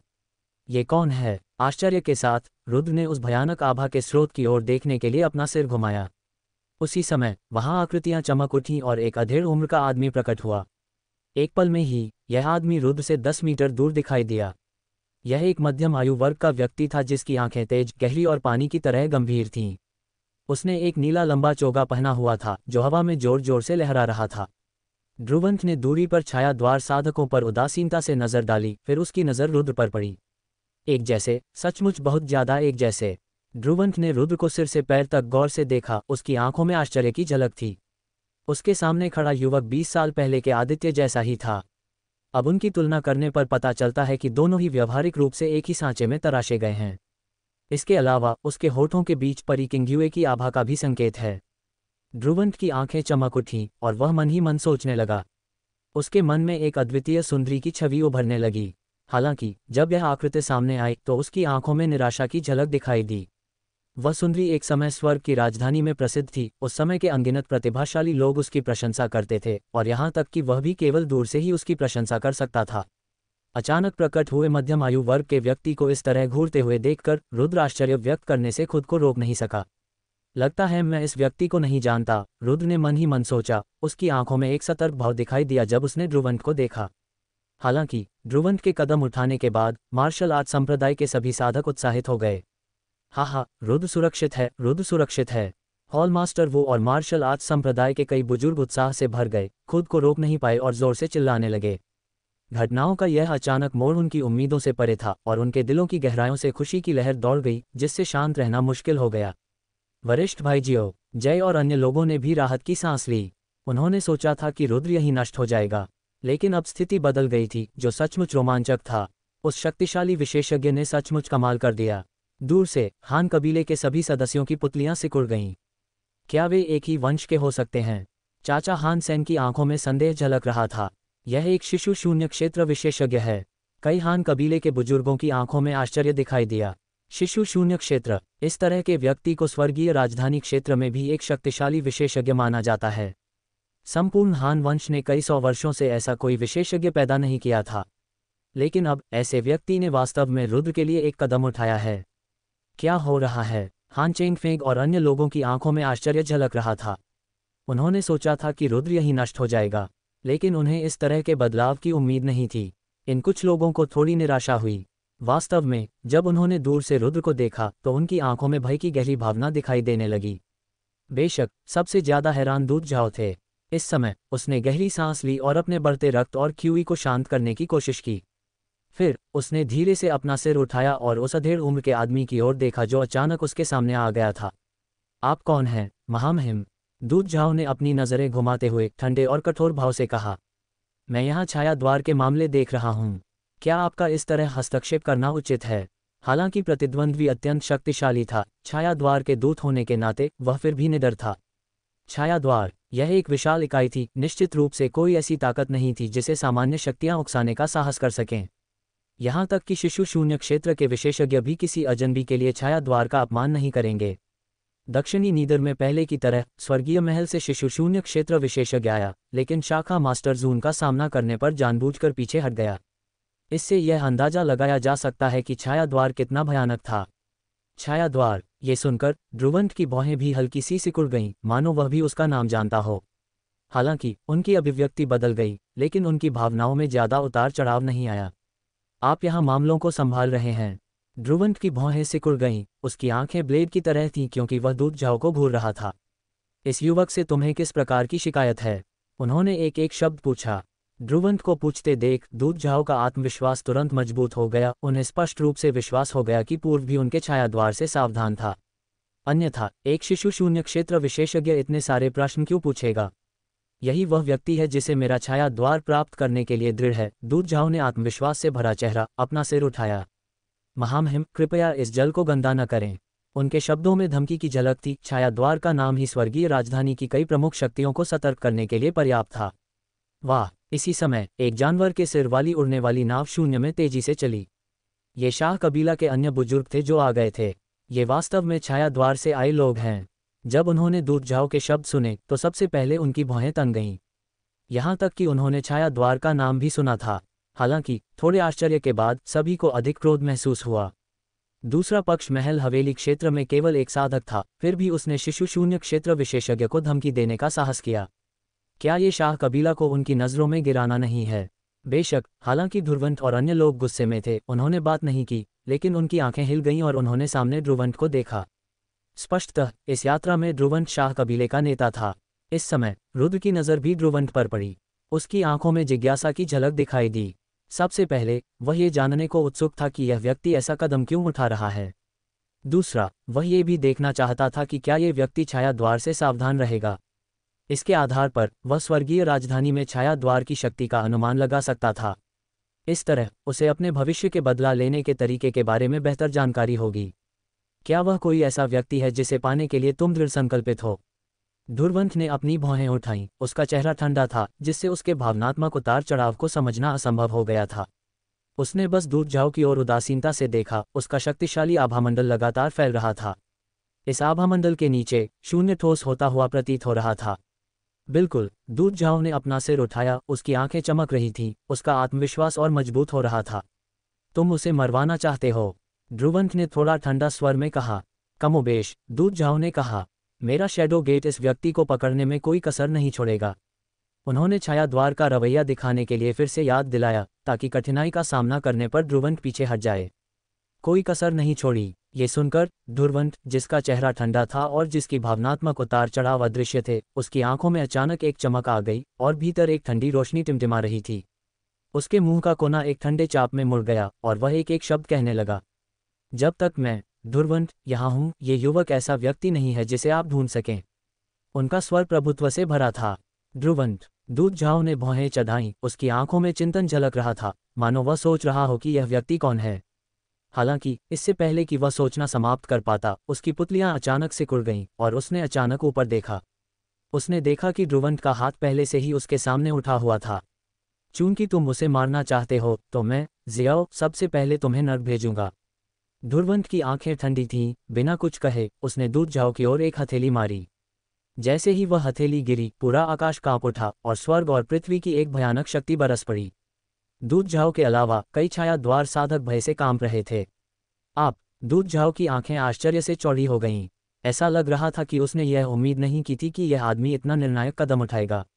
वह छाया द्वार का दूत था। क्या ये व्यक्ति छाया द्वार से प्रतिशोध से भयभीत नहीं था? हालांकि जब ये विचार अभी भी उसके दिमाग में घूम रहे थे, तब तक विशाल ताड़ का पेड़ नीचे उतर चुका था।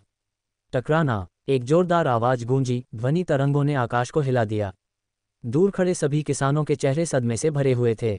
दूर से देखने पर उन्हें केवल एक विशाल ताड़ का पेड़ गिरता हुआ दिखाई दिया। अगले ही क्षण दूध झाओ तथा उसका समर्थन कर रहे दो शैडो गेट विशेषज्ञ पूरी तरह से जलमग्न हो गए। विशाल ताड़ के विलुप्त हो जाने के बाद आकाश के इस हिस्से में इन तीन लोगों का कोई नामोनिशान नहीं था। एक पैलेस मैंशन क्षेत्र विशेषज्ञ और दो ऑड पैलेस मैंशन क्षेत्र विशेषज्ञ ऐसे ही मारे गए। वाह, ये देखकर दूर से हान कबीले और मार्शल आर्ट संप्रदाय के साधक गहरी सांस लेने से खुद को रोक नहीं सके। ये व्यक्ति बहुत ज्यादा प्रभावशाली है।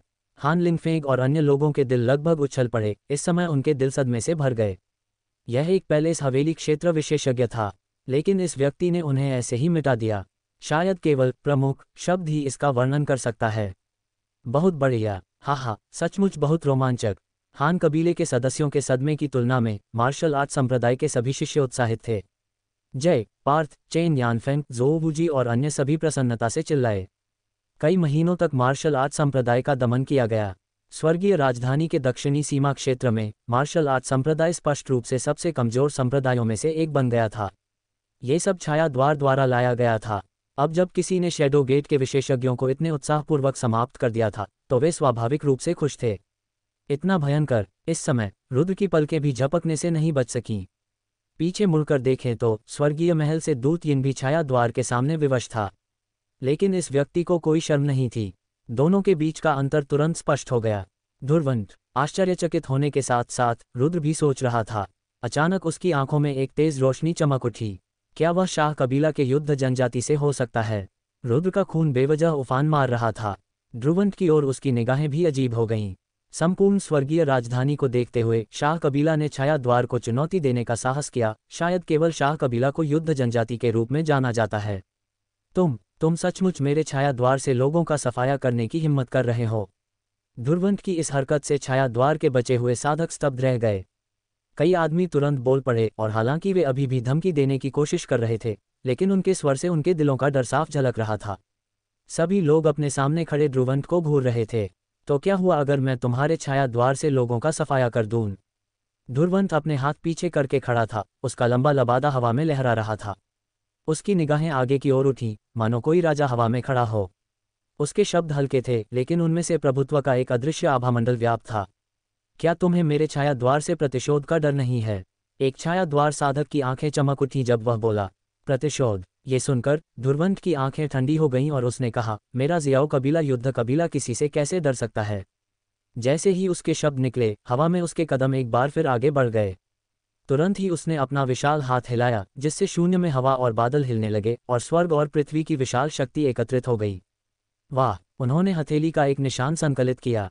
मैंने तुम्हारे खिलाफ कार्रवाई करने से इनकार कर दिया, लेकिन चूंकि तुमने मेरे शाह कबीला को धमकी देने का साहस किया, इसलिए तुम में से कोई भी आज जीवित नहीं बचेगा। ध्रुवंत का स्वर ठंडा था। शाह कबीले युद्ध जनजाति को कैसे खतरा हो सकता है? इन भयावह शब्दों के बाद ये घटना घटी। इस शून्य में एक विशाल हथेली का निशान भी नीचे की ओर दबा हुआ था। जैसे ही विशाल प्रिंट नीचे उतरा, उसकी गति आश्चर्यजनक थी। उसमें एक अदम्य बल था जिसने सब कुछ उलटपुलट कर दिया। तभी हथेली का निशान चमक उठा और छाया द्वार के कुछ साधकों को पूरी तरह से अपनी चपेट में ले लिया। जैसे जैसे हथेली का निशान मिटता गया, शून्य में लहरें धीरे धीरे कम होती गईं। दूर से ही किसानों ने उस क्षेत्र को देखा, लेकिन शैडो गेट का एक भी किसान नजर नहीं आया। शैडो गेट समूह के कुल 9 लोग तुरंत मारे गए। ये दृश्य देखकर मार्शल संप्रदाय के सभी शिष्य आश्चर्यचकित हो गए। वे सब नष्ट हो गए। मार्शल संप्रदाय के 73 लोग एक दूसरे की ओर देखने लगे, मानो इस तथ्य पर विश्वास ही नहीं कर पा रहे हों। मूलतः इन लोगों ने उन्हें पकड़ लिया था और उन्हें लगा था कि वे मरने वाले हैं। लेकिन रुद्र आ गया और उसने स्थिति बदल दी। महत्वपूर्ण क्षण पर उस शाह कबीले विशेषज्ञ ने कार्य किया और शक्तिशाली दुश्मनों का सफाया कर दिया। सब कुछ एक सपने जैसा लग रहा था। कितना दबंग! ये देखकर रुद्र ने भी थोड़ा सिर हिलाया।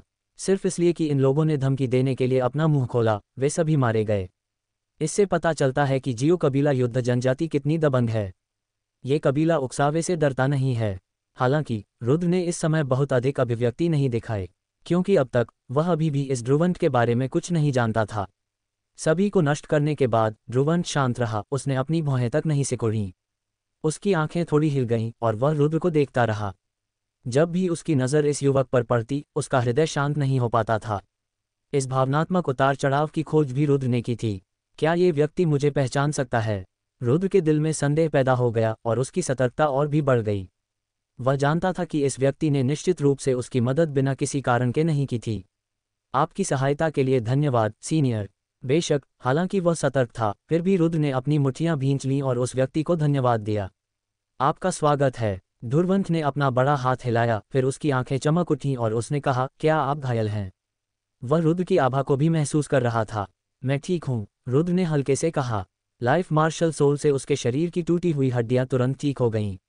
महल के एक ही हमले के बाद भी सुरक्षित बच पाना आसान नहीं है, ध्रुवंत ने अर्थपूर्ण ढंग से कहा। न केवल वह, बल्कि उसके बगल में जानवर के सिर वाली उड़ने वाली नाव पर सवार शाह कबीले के कुछ युवकों ने भी आश्चर्य से देखा। अपनी आभा से ये रुद्र केवल नवजात आत्मा क्षेत्र में था। वह इस तरह के हमले का सामना कैसे कर सकता था? भले ही उसके पास कोई खजाना उसकी रक्षा कर रहा हो, फिर भी उसे गंभीर रूप से घायल होना चाहिए था। आखिरकार खजाने सर्वशक्तिमान नहीं होते। महल क्षेत्र स्तर के हमले से उत्पन्न उतार चढ़ाव किसी व्यक्ति के आंतरिक अंगों और हड्डियों को चकनाचूर करने के लिए पर्याप्त थे। रुद्र ने अपनी हथेलियां फैलाईं और मुस्कुराया। इन लोगों की आंखों में देखकर उसे ये भी पता चल गया कि उन्हें किस बात पर संदेह है। हालांकि रुद्र स्वाभाविक रूप से जीवन मार्शल आत्मा के रहस्य को आसानी से प्रकट नहीं करेगा, भले ही इन लोगों ने उसे बचा लिया हो। वाह! ठीक इसी समय मार्शल संप्रदाय के लोग उनकी ओर उड़े। उनके पीछे हान कबीले के सदस्य भी थे।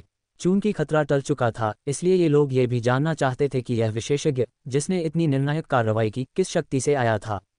यदि वे इसके माध्यम से कुछ संबंध बना सकें, तो यह हान कबीले के लिए बहुत लाभदायक होगा। इन लोगों को अपनी ओर उड़ते देख ध्रुवंत की आंखें थोड़ी हिल गईं। क्या ये आपके दोस्त हैं? ध्रुवंत ने रुद्र की ओर देखा। उन्हें हान कबीले के सदस्यों में विशेष रुचि नहीं थी। हालांकि वह मार्शल संप्रदाय के लोगों के बारे में कुछ उत्सुक थे, क्योंकि अभी अभी उसने देखा था कि कैसे रुद्र ने इन लोगों को बचाने के लिए खुद को जोखिम में डाला था। कुछ रुद्र ने अपनी हथेलियां फैलाईं और मुस्कुराया। हान कबीले के सदस्यों में से रुद्र को केवल तीसरे चाचा हान की वंशावली की अच्छी छाप थी। हाँ, ये देखकर हानकुल के अर्धमहल क्षेत्र के साधक ने अजीब सी मुस्कान दी और झुककर कहा, मैं स्वर्गीय अधोलोक हानकुल से हानचोंग हूँ। क्या मैं वरिष्ठ का सम्माननीय नाम जान सकता हूँ? ये व्यक्ति शियाओ युवानिक्सुन से उम्र में बड़ा था, लेकिन ऐसे विशेषज्ञ के सामने वह केवल झुककर खुद को कनिष्ठ कह सकता था।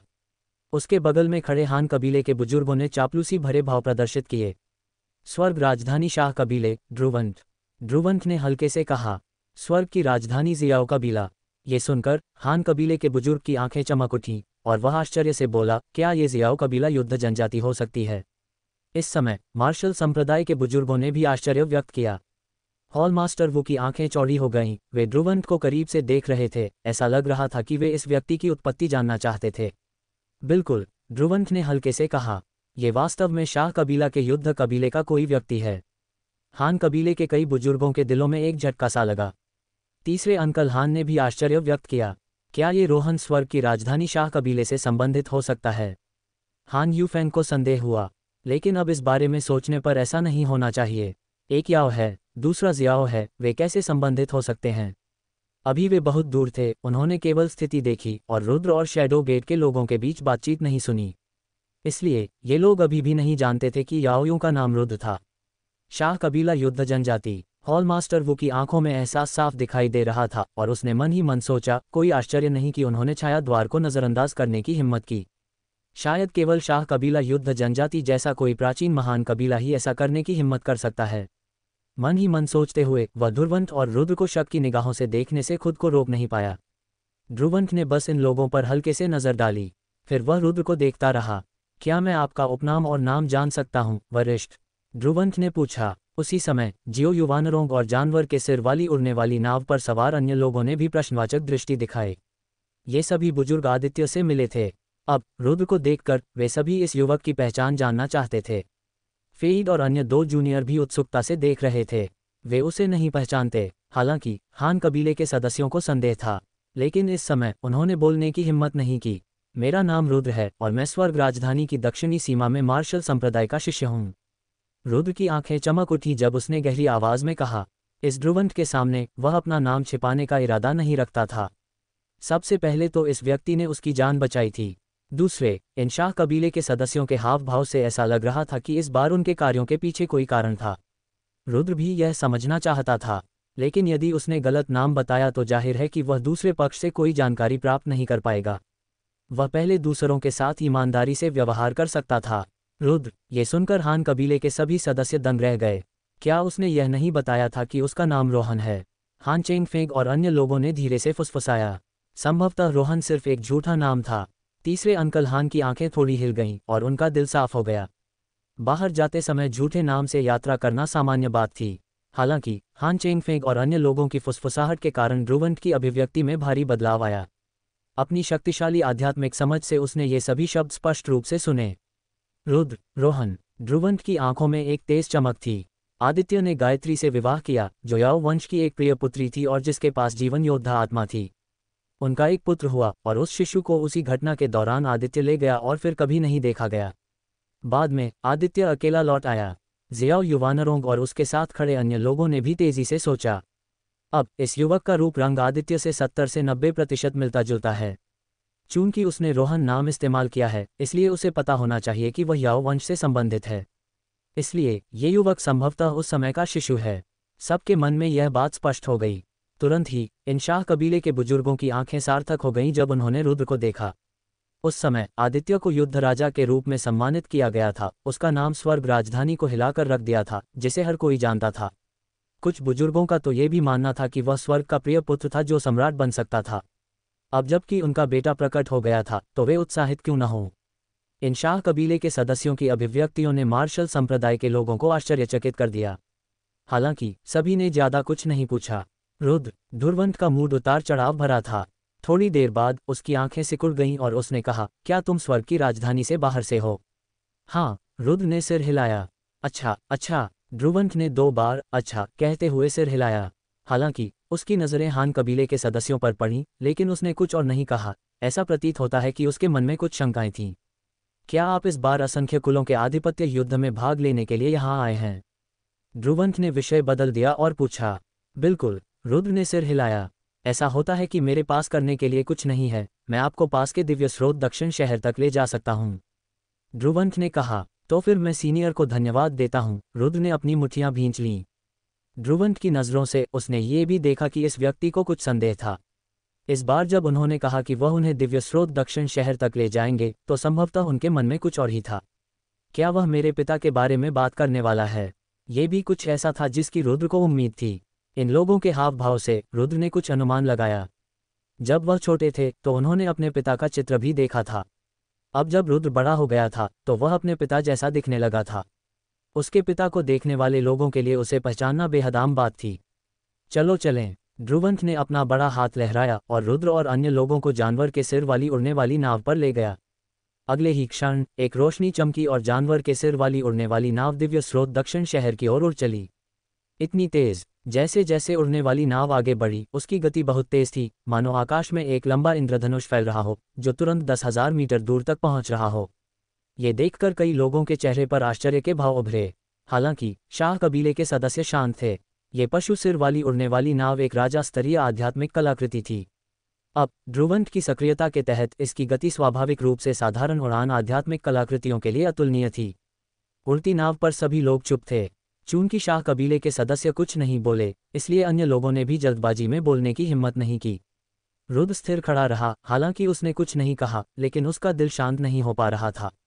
हालांकि उन्होंने ज्यादा बातचीत नहीं की, लेकिन वह जानता था कि उसके बगल में ये विशेषज्ञ स्वर्ग राजधानी शाह कबीले युद्ध जनजाति से थे। गिनती करने पर पता चला कि वह और स्वर्ग राजधानी शाह कबीले युद्ध जनजाति एक ही मूल से थे। चूंकि उसके पिता स्वर्ग राजधानी क्षेत्र में आए थे, इसलिए उसका स्वर्ग राजधानी शाह कबीला से कुछ संबंध होना चाहिए। आखिरकार कोई भी महान कुल अपने ही मूल से प्रतिभाशाली लोगों को भर्ती करने का प्रयास करेगा। इसी प्रकार चूंकि उनकी वंशावली एक ही मूल की थी, इसलिए यदि वे किसी सेना में शामिल होते तो स्वाभाविक रूप से वे अपना स्वयं का वंश चुनते। इस तरह न केवल उनके पास उनकी देखभाल करने के लिए कोई होगा, बल्कि उनकी वंश परंपरा का भी पूर्ण उपयोग हो सकेगा। इसलिए रुद्र ने अनुमान लगाया कि उसके पिता को शाह कबीले युद्ध जनजाति में जाना चाहिए था। कम से कम इन लोगों को उसके पिता के बारे में कुछ सुराग तो पता चल ही जाना चाहिए। रुद्र की पहचान धीरे धीरे उजागर होगी। मेरे दिल में मैंने आपको लंबे समय से युद्ध देवता के पुत्र के रूप में पहचाना है, ध्रुवंत ने कहा। उसके होठों पर एक मुस्कान खेल रही थी। मैं विवरण सुनना चाहता हूँ, रुद्र ने कहा। उसकी भौहें थोड़ी सी सिकुड़ गईं जब उसने ध्रुवंत को देखा। इस समय उनके मन में कुछ शंकाएं थीं। जैसा कि ध्रुवंत ने कहा, अगर वह उससे निपटना चाहता था तो किसी भी योजना की कोई आवश्यकता नहीं थी। पूर्ण शक्ति के तहत रुद्र विरोध नहीं कर सका, इसलिए यदि कोई इरादा था तो ध्रुवंत को केवल एक कदम उठाने की जरूरत थी। अब इतना रहस्यमय क्यों हो? इस समय रुद्र ध्रुवंत से अपने पिता के बारे में अधिक जानना चाहता था। पहली बात, आप बिल्कुल झान त्यान जैसे दिखते हैं। दूसरी बात, आपका उपनाम जियाओ है और झान त्यान का उपनाम भी जियाओ है। इसके अलावा झान त्यान स्वर्गीय क्षेत्र के बाहर से आया था और आप भी स्वर्गीय क्षेत्र के बाहर से आए हैं। इतने सारे संयोग मिलकर स्पष्ट रूप से एक तथ्य बन सकते हैं। बोलते समय ध्रुवंत की आंखें चमक उठीं। रुद्र की आंखें थोड़ी हिल गईं। ये वास्तव में लोगों को 70% आश्वस्त करने के लिए पर्याप्त था कि वह आदित्य का बेटा था। एक और बात है, ध्रुवंत ने आंखें चमकाते हुए कहा, यही वह बात थी जिसने तुम्हें युद्ध देवता के पुत्र के रूप में सचमुच प्रमाणित किया। ओह, रुद्र की आंखों में जिज्ञासा दिखी। इससे पहले जब आपने उस शैडो गेट विशेषज्ञ के खिलाफ लड़ाई लड़ी थी तो आपके चेहरे पर एक साफ निशान था, लेकिन वह बिना कोई निशान छोड़े तुरंत ठीक हो गया। मुझे लगता है इस दुनिया में लाइफ मार्शल सोल वाले लोगों के अलावा ऐसी दिव्य प्रतिभा बहुत कम लोगों में हो सकती है।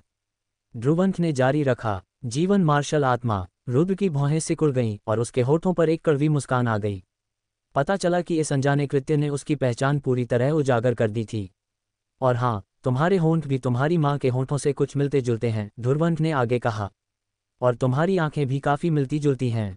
मेरी माँ। ये सुनकर रुद्र कांपने लगा और कुर्सी के आर्मरेस्ट को पकड़े हुए उसका हाथ थोड़ा कांप उठा। उसके भीतर लगभग उत्साह की भावना उमड़ पड़ी। शब्दों के निहितार्थ से ऐसा लग रहा था कि ध्रुवंत अपनी माँ को जानता था। इससे रुद्र को अकारण उत्साह हुआ। हालांकि वह जानता था कि उसकी माँ याओ वंश से होनी चाहिए, जो कि जीवन मार्शल आत्माओं का परिवार है, लेकिन उसे अपनी माँ के नाम के बारे में कुछ भी पता नहीं था। सच में, तुम्हारी माँ? ध्रुवंत की नज़रें बदल गईं, मानो रुद्र की उत्सुकता का एहसास हो। उसने कहा, उस समय जान त्यान पूरे त्यानदू में प्रसिद्ध था, स्वर्ग का एक प्रिय पुत्र जिसकी अनगिनत लोग प्रशंसा करते थे। साथ ही त्यानदू के पास एक बेजोड़ मोती भी था, एक बेजोड़ सुंदरता। वह व्यक्ति याओ वंश का याओ किंग्युए था। जब याओ किंग्युए का उल्लेख किया गया तो ध्रुवंत की आंखों में उदासी की झलक दिखाई दी। गायत्री। रुद्र की आंखें चमक उठीं और उसने सोचा, क्या मेरी माँ का नाम गायत्री है? उसने चुपचाप नाम याद कर लिया। गायत्री। उन्हें न केवल स्वर्गीय क्षेत्र की सबसे खूबसूरत महिला के रूप में सम्मानित किया गया, बल्कि एक अद्वितीय व्यक्तित्व भी माना गया, जिनकी प्रतिभा स्वर्गीय क्षेत्र में स्वर्ग की कई अन्य गौरवशाली बेटियों से भी आगे निकल गई। उनकी जीवन मार्शल आत्मा विरासत उनके 99% पूर्वजों तक पहुंच गई, जो पहले से ही याओ वंश के प्राचीन पूर्वज के बहुत करीब थी। ध्रुवंत ने कहा। हर बार जब वह याओ किंग्युए का जिक्र करता तो उसकी आंखें चमक उठतीं। यह महिला भी अपने समय में अद्भुत प्रतिभा की धनी थी। ये ज्ञात होना चाहिए कि यद्यपि जीवन मार्शल आत्मा की युद्ध शक्ति प्रारंभिक अवस्था में स्पष्ट नहीं होती है, ये प्राचीन मार्शल आत्माओं के बीच किसी भी तरह से कमजोर नहीं है। विशेषकर वे जिनकी विरासत का मूल्य 99% तक पहुंच गया। किंवदंती है कि यदि ऐसा व्यक्ति आगे प्रगति कर सकता है और एक परिपूर्ण विरासत प्राप्त कर सकता है, तो वे जीवन मार्शल आत्मा के साथ जीवन और मृत्यु को तोड़ सकते हैं, एक अमर शरीर को संघनित कर सकते हैं और तब से एक नश्वर को पार कर सकते हैं, वास्तव में एक सर्वोच्च व्यक्ति बन सकते हैं, 9 स्वर्गों को देख सकते हैं। ये ज्ञात होना चाहिए कि इस दुनिया में अनगिनत प्रतिभाशाली लोग हैं और उनमें से कई राजा और सम्राट बन गए हैं। लेकिन कितने लोग सचमुच अमर हो सकते हैं? यहाँ तक कि सम्राटों का भी एक दिन ऐसा आता है जब उनका जीवनकाल समाप्त हो जाता है और वे धूल में मिल जाते हैं। इसलिए अमर शरीर को संघनित कर पाना साधकों के लिए एक स्वप्न है। इसलिए याओ कबीले को अपनी जीवन मार्शल आत्मा के साथ प्राचीन काल से ही अत्यधिक सम्मान दिया जाता रहा है। 99% विरासत मूल्य तक पहुंच गए। ये सुनकर रुद्र भी थोड़ा हैरान हुआ। धुरवंत ने सिर हिलाया। इस दुनिया में अनगिनत शारीरिक रचनाएं हैं और आज के ज़माने में बेदाग शारीरिक रचनाएं कोई अनोखी बात नहीं हैं। कई लोगों को बेदाग मार्शल आत्माएं भी विरासत में मिलती हैं, लेकिन प्राचीन काल में शीर्ष 10 या 20 में शुमार मार्शल आत्माओं और शारीरिक रचनाओं का इस स्तर तक पहुंचना बेहद दुर्लभ है। जब भी कोई निर्दोष विरासत वाला व्यक्ति प्रकट होता है तो ये स्वर्गीय क्षेत्र को हिला देगा। ध्रुवंत का स्वर गंभीर था। क्या प्राचीन शीर्ष 10 मार्शल आत्माओं की पूर्ण विरासत वाले लोगों को ढूंढना इतना कठिन है? रुद्र चौंका। बिल्कुल, ध्रुवंत ने कहा, लेकिन कुछ अपवाद भी हैं। कुछ लोग जिनकी विरासत का मूल्य पूर्णता तक नहीं पहुंच पाया, उन्हें वही विरासत खंडहर में मिली, अपनी कमियों की भरपाई की और पूर्णता प्राप्त की। कुछ अन्य लोगों ने इसे स्वयं समझा और पूर्णता प्राप्त की। निस्संदेह प्राचीन काल में ऐसी आकृतियां दुर्लभ थीं और वर्तमान समय में तो और भी दुर्लभ। जो भी दिखाई देते हैं वे अद्वितीय प्रतिभाशाली होते हैं। खंडहरों से विरासत प्राप्त करके पूर्णता प्राप्त करने का अभी भी मौका है, क्योंकि कुछ प्राचीन खंडहरों में दिव्य शव हैं। यदि कोई व्यक्ति इतना भाग्यशाली है कि उसे दिव्य विरासत प्राप्त हो जाती है, तो वह स्वाभाविक रूप से पूर्णता प्राप्त कर सकता है। हालांकि ऐसी विरासत प्राप्त करना इतना आसान नहीं है। दूसरा, इसे स्वयं समझना और पूर्णता तक पहुंचना। ऐसे व्यक्ति की प्रतिभा निस्संदेह आश्चर्यजनक होगी। ये टिप्पणियां सुनकर रुद्र ने थोड़ा सिर हिलाया, जिससे उसे अपने भविष्य के मार्ग के बारे में कुछ समझ मिली। आदित्य किस स्तर तक पहुंच गया? अचानक रुद्र ने ऊपर देखा और पूछा। वह अपने पिता की ताकत और प्रतिभा के बारे में भी काफी उत्सुक थे। युद्ध राजा। ध्रुवंत ने अपनी भौहें सिकोड़ लीं, उसकी आंखें यादों से भर गईं, और एक पल बाद वह बुदबुदाया। उस समय ज़ांतियन परीक्षण के लिए कबीले में आया था, और उस समय उसकी वंशानुक्रम विरासत का मूल्य 98% तक पहुंच गया था। हमारे प्राचीन शीर्ष 10 मार्शल आत्माओं में ऐसा विरासत मूल्य काफी अच्छा है। 98%। ये सुनकर रुद्र की आंखें सिकुड़ गईं। ऐसी विरासत का मूल्य वास्तव में बहुत अच्छा था। आखिरकार ये प्राचीन शीर्ष 10 मार्शल आत्माओं में से एक था। यहाँ तक कि 90% विरासत मूल्य के साथ ये कई दोषरहित शरीरों को पूरी तरह से पराजित कर सकता है। ये शीर्ष 10 रैंक वाले मार्शल आत्माओं का असाधारण पहलू था। ये तो बस सतह है, ध्रुवंत ने मुस्कुराते हुए कहा।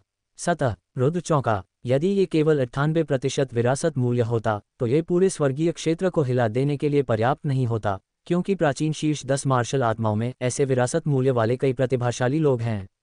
केवल ये दुनिया को चकित करने के लिए पर्याप्त नहीं है। जो वास्तव में सम्मान का आदेश देता है वह है मार्शल आर्ट को समझने की ज़ांतियन की प्रतिभा। ध्रुवंत ने कहा। मार्शल आर्ट को समझने की प्रतिभा? रुद्र की आंखें सिकुड़ गईं। सचमुच? ध्रुवंत ने सिर हिलाया। ज़ांतियन को मार्शल आर्ट की अनोखी समझ थी और युद्ध मार्शल सोल के बारे में भी उसकी अपनी अंतर्दृष्टि थी। वह अपने दाव को संक्षिप्त करके एक अलग रास्ता बनाना चाहता था। भले ही उसकी मार्शल सोल विरासत अधूरी हो, अपनी प्रतिभा से वह पूर्णता प्राप्त कर सकता था। पूर्णता प्राप्त करना? रुद्र ने भौहें चढ़ाईं। क्या आप कह रहे हैं कि उसने इसे स्वयं समझ लिया, अपने पूर्ववर्तियों से भी आगे? बिल्कुल, ध्रुवंत ने कहा। यही कारण है कि ज़ांतियन को कई शक्तिशाली साधकों द्वारा सम्राट दाव के शिखर तक पहुंचने वाला सबसे संभावित व्यक्ति माना जाता था। इसी प्रतिभा के कारण ही वह कम उम्र में राजा बना और युद्ध राजा के रूप में प्रतिष्ठित हुआ। आदित्य का उल्लेख करते समय यहाँ तक कि ध्रुवंत की आंखें भी प्रशंसा से भर गईं। ऐसा व्यक्ति 20 वर्ष पहले ही राजा बन चुका था, लेकिन उसका क्या? वह अभी भी राजा नहीं बना था और शिशु शून्य क्षेत्र में फंस गया था। यह असमानता थी। अगर ज़ांतियन अभी भी जीवित होता और साधना जारी रखता तो शायद अब तक वह सम्राट बन चुका होता, है ना? ध्रुवंत ने अपने दिल में धीरे से आह भरी। तो पिताजी बहुत ही प्रतिभाशाली थे। रुद्र का दिल हिल गया, उसका खून खौल उठा। इसके साथ ही मजबूत बनने का उनका जुनून और भी तीव्र हो गया। एक असाधारण पिता के साथ एक पुत्र के रूप में वह उसे अपमानित कैसे कर सकता है? हालांकि जल्द ही वह उदास हो गया, क्योंकि उसने ध्रुवंत की आंखों में एक आह का संकेत देखा। इससे वह असहज हो गया। चूंकि उसके पिता 20 वर्ष पहले ही राजा बन चुके थे, तो फिर इसमें विलाप करने की क्या बात थी। ये हो सकता है। अचानक रुद्र का दिल हिंसक रूप से कांप उठा और एक अशुभ पूर्वाभास उसके दिमाग में उमड़ पड़ा। अंकल जियो, वॉर किंग अब कहाँ है? रुद्र ने उत्सुकता से पूछा। युद्ध राजा। ध्रुवंत ने मुड़कर रुद्र की ओर देखा, उसकी आवाज लड़खड़ा रही थी। उसका दुर्भाग्य हुआ, ये देखकर रुद्र की भौहें तन गईं। उसी समय स्वर्गीय क्षेत्र में जानतियन को एक दुर्घटना का सामना करना पड़ा, खून बह रहा था। अंततः वह अपने बेटे के साथ वहां से चला गया। कुछ ही समय बाद किसी ने उसे लौटते और चारों दिशाओं में लड़ते हुए देखा। हालांकि बाद में कहा गया कि वह एक प्राचीन निषिद्ध भूमि में चला गया और वहीं फंस गया।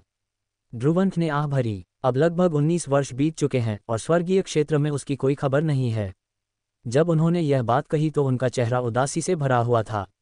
एक ऐसा व्यक्ति जो सम्राट दाव के शिखर तक पहुंच सकता था, इस प्रकार गिर गया। ये शोचनीय था। क्या आप किसी प्राचीन निषिद्ध भूमि में फंस गए हैं? रुद्र ने भौहें चढ़ाईं। अंकल जियाओ, ये कैसी निषिद्ध भूमि है? रुद्र की आंखें धुंधली थीं।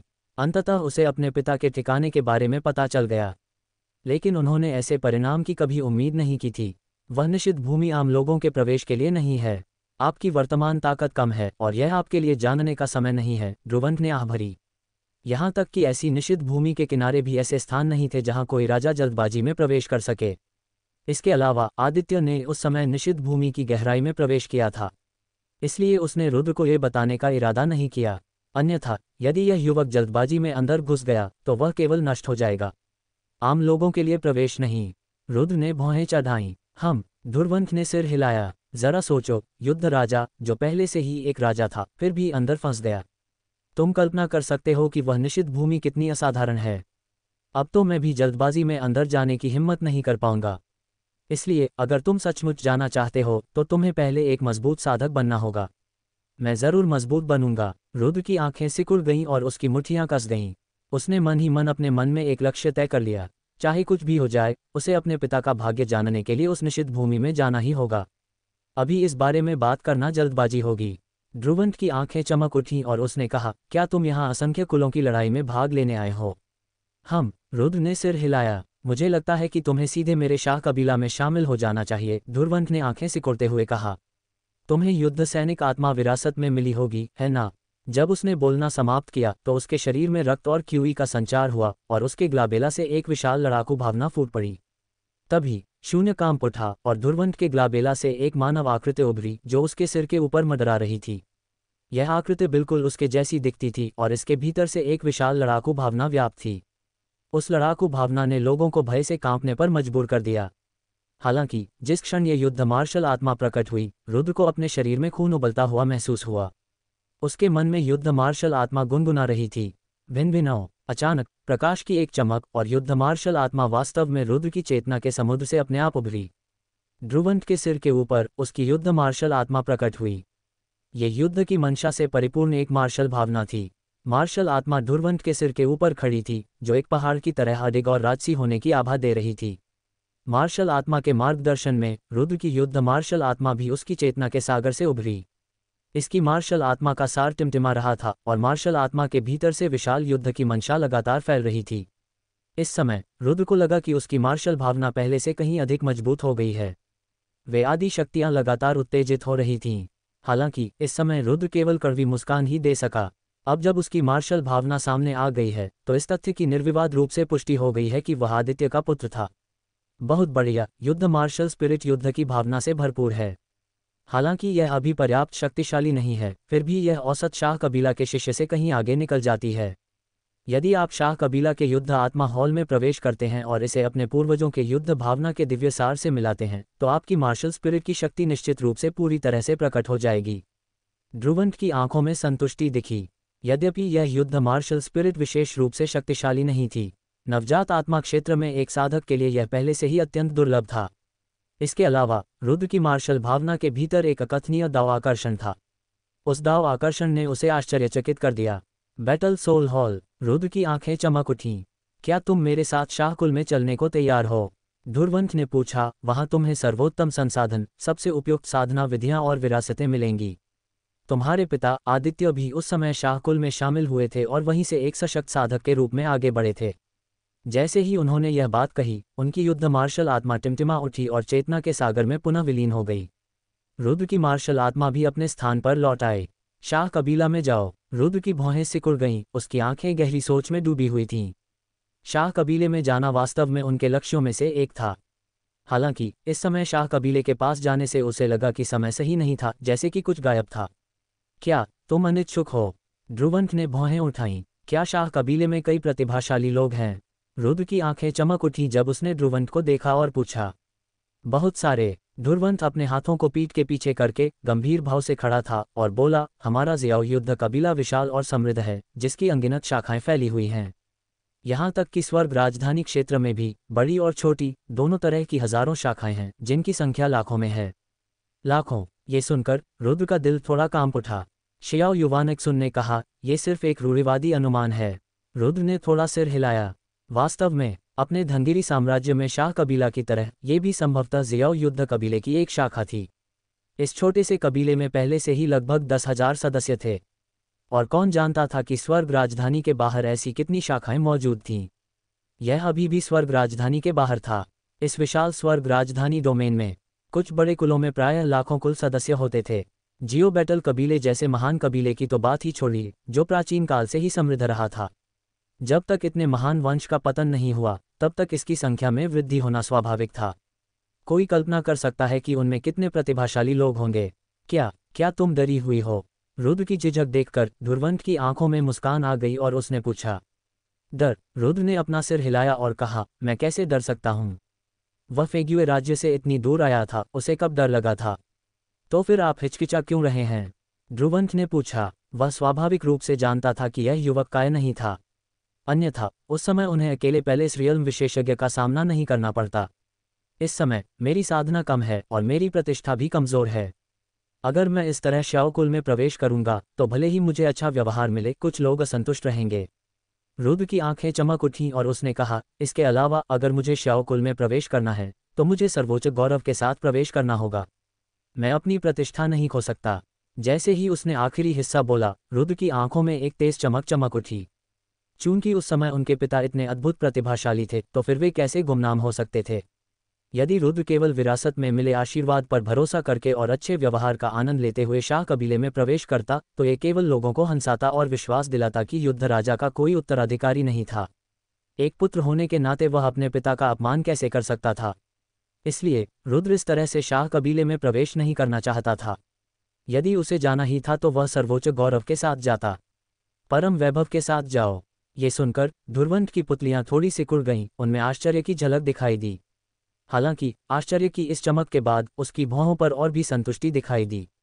इस युवक में निश्चित रूप से महत्वाकांक्षा थी। यदि उसकी प्रतिभा उसके पिता की प्रतिभा का 70% भी होती तो वह राजा बनने के लिए पर्याप्त होती। अच्छा, तुम्हारी महत्वाकांक्षा है। थोड़ी देर बाद ध्रुवंत ने सिर हिलाया। वह इस युवक से बहुत प्यार करता था। रुद्र की आंखें झपक गईं और फिर उसके विचार जाग उठे। उसकी नज़र ध्रुवंत पर पड़ी। अंकल ज़ियाओ सिक्स, चूंकि आप मेरी माँ की पहचान जानते हैं, क्या आप जानते हैं कि वह अब कैसी हैं? चूंकि दूसरे पक्ष को पहले से ही उसकी पहचान पता थी, इसलिए रुद्र के पास छिपाने के लिए कुछ भी नहीं था। इसके अलावा अपने अंतर्ज्ञान के आधार पर उनका मानना था कि ध्रुवंत का संभवतः उन्हें नुकसान पहुंचाने का कोई इरादा नहीं था। तुम्हारी माँ? ये सुनकर ध्रुवंत ने थोड़ा सा मुंह बनाया। क्या मेरी माँ भी दुर्भाग्य से पीड़ित है? ये देखकर रुद्र का दिल जोर से धड़क उठा। उसके पिता का प्राचीन निषिद्ध भूमि में फंस जाना उसे पहले से ही दुखी कर रहा था। अब यदि उसकी माँ को भी दुर्भाग्य का सामना करना पड़ा होता तो उसके लिए इसे स्वीकार करना सचमुच कठिन होता। बिना मिले ही उन दोनों को दुर्भाग्य का सामना कैसे करना पड़ सकता है? रुद्र के दिल में दुख की लहर दौड़ गई। नहीं, तुम्हारी माँ को कोई दुर्भाग्य नहीं मिला है। रुद्र की आंखों में दुख देखकर ध्रुवंत जल्दी से बोली। तो फिर क्या? ये सुनकर रुद्र ने आखिरकार राहत की सांस ली। जब तक उसकी माँ को दुर्भाग्य का सामना नहीं करना पड़ा, जब तक वह जीवित थी, तब तक सब कुछ ठीक था। कम से कम उनके पास फिर से मिलने के लिए एक दिन तो था। तुम्हारी माँ की स्थिति थोड़ी गंभीर है। ध्रुवंत ने हल्की सी आह भरी। ऐसा कैसे? रुद्र ने पूछा। ये मामले बहुत दूरगामी हैं। ध्रुवंत ने आह भरी। तुम्हारी वर्तमान शक्ति कम है। जब तुम्हारी शक्ति एक निश्चित स्तर पर पहुंच जाएगी, तब सब कुछ सामने आ जाएगा। तब तुम अपनी हर इच्छा पूरी करने में सक्षम होगे। याद रखो, इस दुनिया में अपने आसपास के लोगों की रक्षा के लिए तुम्हें पहले एक शक्तिशाली विशेषज्ञ बनना होगा। तभी तुम दुनिया पर राज कर पाओगे और आज़ादी से घूम पाओगे। ताकत। रुद्र ने थोड़ा भौहें चढ़ाईं। हालांकि ध्रुवंत ने ज्यादा कुछ नहीं कहा, लेकिन उसकी बातों से लग रहा था कि चीजें इतनी आसान नहीं थीं। शायद कोई राज छिपा था और यह राज उसके लिए बिल्कुल भी अच्छा नहीं था। ज्यादा मत सोचो, ध्रुवंत ने रुद्र के कंधे पर थपथपाते हुए कहा, अगर तुम्हारी प्रतिभा अद्भुत है तो परिवार तुम्हारे साथ अच्छा व्यवहार करेगा। इस दुनिया में प्रतिभाओं को स्वाभाविक रूप से विशेषाधिकार प्राप्त हैं, इसलिए तुम्हारा भविष्य अभी भी तुम्हारे हाथों में है। रुद्र ने सिर हिलाया, उसका मूड थोड़ा भारी था। इस बातचीत के बाद उन्हें पता चल गया कि भविष्य में बड़ी घटनाएं उनका इंतजार कर रही हैं। असंख्य कुलों का आधिपत्य युद्ध वास्तव में आपके लिए खुद को संयमित करने का एक दुर्लभ अवसर है, लेकिन इसमें अलग दिखना आसान नहीं होगा। इस बार इसमें न केवल स्वर्ग की राजधानी से कई प्रतिभाशाली लोग एकत्रित होंगे, बल्कि कई खतरे भी शामिल होंगे जो किसी की मृत्यु का कारण बन सकते हैं। ध्रुवंत की अभिव्यक्ति गंभीर थी। उन्हें रुद्र की पृष्ठभूमि के बारे में भी कुछ जानकारी थी। उस समय इस युवक ने एक ही तीर से महल क्षेत्र की छद्म राजा स्तर की आध्यात्मिक कलाकृति को चकनाचूर कर दिया था। इससे ये देखा जा सकता है कि रुद्र की नींव काफी गहरी थी। संभवतः उनकी अन्य संयोगपूर्ण मुलाकातें भी हुई होंगी। हालांकि दिव्य स्रोत निषिद्ध भूमि बहुत खतरनाक थी, यहाँ तक कि महल क्षेत्र के साधक भी यदि वहां प्रवेश करते तो सुरक्षित वापसी की गारंटी नहीं दे सकते थे। नवजात आत्मा क्षेत्र साधक की तो बात ही छोड़िए। जहां तक असंख्य कबीले आधिपत्य युद्ध का प्रश्न है, निषिद्ध कलाकृतियों का उपयोग करना स्पष्ट रूप से अपनी वास्तविक शक्ति प्रदर्शित करने का साधन नहीं था। इसलिए दूसरों को सचमुच प्रभावित करने के लिए व्यक्ति को अपनी वास्तविक शक्ति पर भरोसा करना होगा। अन्यथा यदि कोई व्यक्ति साम्राज्य स्तर की आध्यात्मिक कलाकृति के साथ सब कुछ साफ कर दे, क्या वह व्यक्ति सचमुच सम्राट बन पाएगा? स्पष्टतः नहीं। बाहरी शक्ति कभी भी मान्यता प्राप्त करने का साधन नहीं होगी। मैं कोई भी अवसर हाथ से नहीं जाने दूंगा, रुद्र ने अपनी नजरें केंद्रित करते हुए कहा। ध्रुवंत ने सिर हिलाया, फिर कहा, अगर आपको साधना के बारे में कोई संदेह है तो आप मुझसे पूछ सकते हैं। संदेह? रुद्र ने भौहें उठाईं, फिर कहा, uncle Jiao 6 battle martial spirit पर आपकी क्या अंतर्दृष्टि है? युद्ध मार्शल स्पिरिट की बात करते हुए जियाओ युवानेक्सुन की आंखें चमक उठीं और उसने कहा, युद्ध एक प्रकार की इच्छा शक्ति, एक निडर भावना का प्रतीक है जो दुनिया का विरोध करने का साहस रखती है। इसलिए युद्ध मार्शल स्पिरिट के गहन अर्थ को समझने के लिए सबसे पहले युद्ध की मंशा विकसित करनी होगी। जहां मंशा होगी वहां बाकी सब अपने आप ठीक हो जाएगा। ध्रुवंत ने वाक्पटुता से बात की। इरादा? रुद्र की आंखें सिकुड़ गईं, वह सोच में डूब गया। अतीत में वह युद्ध की मंशा के अस्तित्व के बारे में भी जानता था, लेकिन इसे कभी भी इतनी गहराई से नहीं समझाया गया जितना कि ध्रुवंत ने किया था। इसके अलावा युद्ध मार्शल स्पिरिट एक प्रकार की मार्शल आर्ट विरासत मात्र है, हमारे पूर्वजों द्वारा छोड़ी गई बुद्धि का एक क्रिस्टलीकरण। जब हम अपनी मार्शल स्पिरिट को जागृत करते हैं तो हमें यह विरासत प्राप्त होती है, जिससे हम अपने पूर्वजों के ज्ञान को कम प्रयास से समझ और प्राप्त कर सकते हैं। यह एक शॉर्टकट है। अगर कोई बिना सोचे समझे अपने पूर्ववर्तियों की बुद्धिमत्ता को आंख मूंद कर अपना लेता है तो वह अंततः उन्हीं के पदचिन्हों पर चलेगा। अपने पूर्ववर्तियों से सचमुच आगे निकलने के लिए व्यक्ति को स्वयं पर भरोसा करना होगा। ध्रुवंत की अभिव्यक्ति गंभीर थी। बेशक अपने पूर्ववर्तियों से आगे निकलना बेहद मुश्किल है और केवल सचमुच अद्वितीय प्रतिभावान ही इसे हासिल कर सकते हैं। ध्रुवंत ने धीरे से आह भरी। ऐसे व्यक्ति सचमुच बहुत ही आश्चर्यजनक थे। खुद पर भरोसा? रुद्र ने थोड़ा सिर हिलाया। रुद्र को भी यह एहसास तब हुआ था जब वह मार्शल सूत्र को समझ रहा था। हालांकि अपने स्वयं के दाव को समझना और पूर्ववर्तियों से आगे निकलना, ये कैसे आसान हो सकता है? मार्शल आर्ट में क्रमिक प्रगति की आवश्यकता होती है। अब आपको बहुत जल्दबाजी नहीं करनी चाहिए, वरना आप राक्षसी समाधि में गिर जाएंगे और आगे नहीं बढ़ पाएंगे। ध्रुवंत ने कहा। रुद्र ने सिर हिलाया। इसके बाद दोनों ने अपनी बातचीत जारी रखी। रुद्र को कुछ अंतर्दृष्टि प्राप्त हुई। उन्होंने न केवल मार्शल आर्ट के बारे में बल्कि अपने भावी जीवन पथ के बारे में भी गहरी समझ हासिल की। ये दिव्य स्रोत निषिद्ध भूमि असाधारण है। इसमें दिव्य खंडहर हैं और इसकी सबसे गहरी जगह पर देवताओं की लाशें भी हैं। अंत में दोनों ने दिव्य स्रोत निषिद्ध भूमि पर चर्चा की। ध्रुवंत ने रुद्र को दिव्य स्रोत निषिद्ध भूमि के कई रहस्यों से अवगत कराया। ये गुप्त स्थान छोटे गुटों के लिए दुर्गम थे, लेकिन जियो बैटल कबीला अलग था। यह एक प्राचीन कबीला था जो अनगिनत वर्षों से अस्तित्व में था। उनके कई शाखा शिष्य भी इस असंख्य कबीले आधिपत्य युद्ध में भाग लेंगे। कुछ लोग तो इसके माध्यम से मुख्य कबीले में प्रवेश करने में भी सफल रहे। इसलिए ये प्राचीन कुल भीतर के खंडहरों के बारे में बहुत स्पष्ट थे।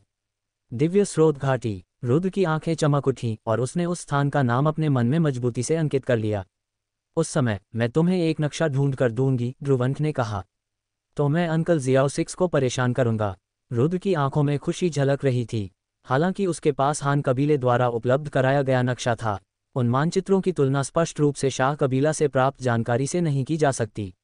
जैसे कि ये दिव्य स्रोत घाटी, हान कबीले को इसके अस्तित्व का पता था, लेकिन उन्हें नहीं पता था कि वहां कैसे पहुंचा जाए, न ही उन्हें पता था कि वहां क्या वर्जनाएं मौजूद हैं। इसलिए इस बार ध्रुवंत द्वारा प्रदान की गई जानकारी रुद्र के लिए एक बड़ा अवसर थी। कम से कम इससे उसे दिव्य स्रोत निषिद्ध भूमि में बहुत सी परेशानियों से बचाया जा सकता था।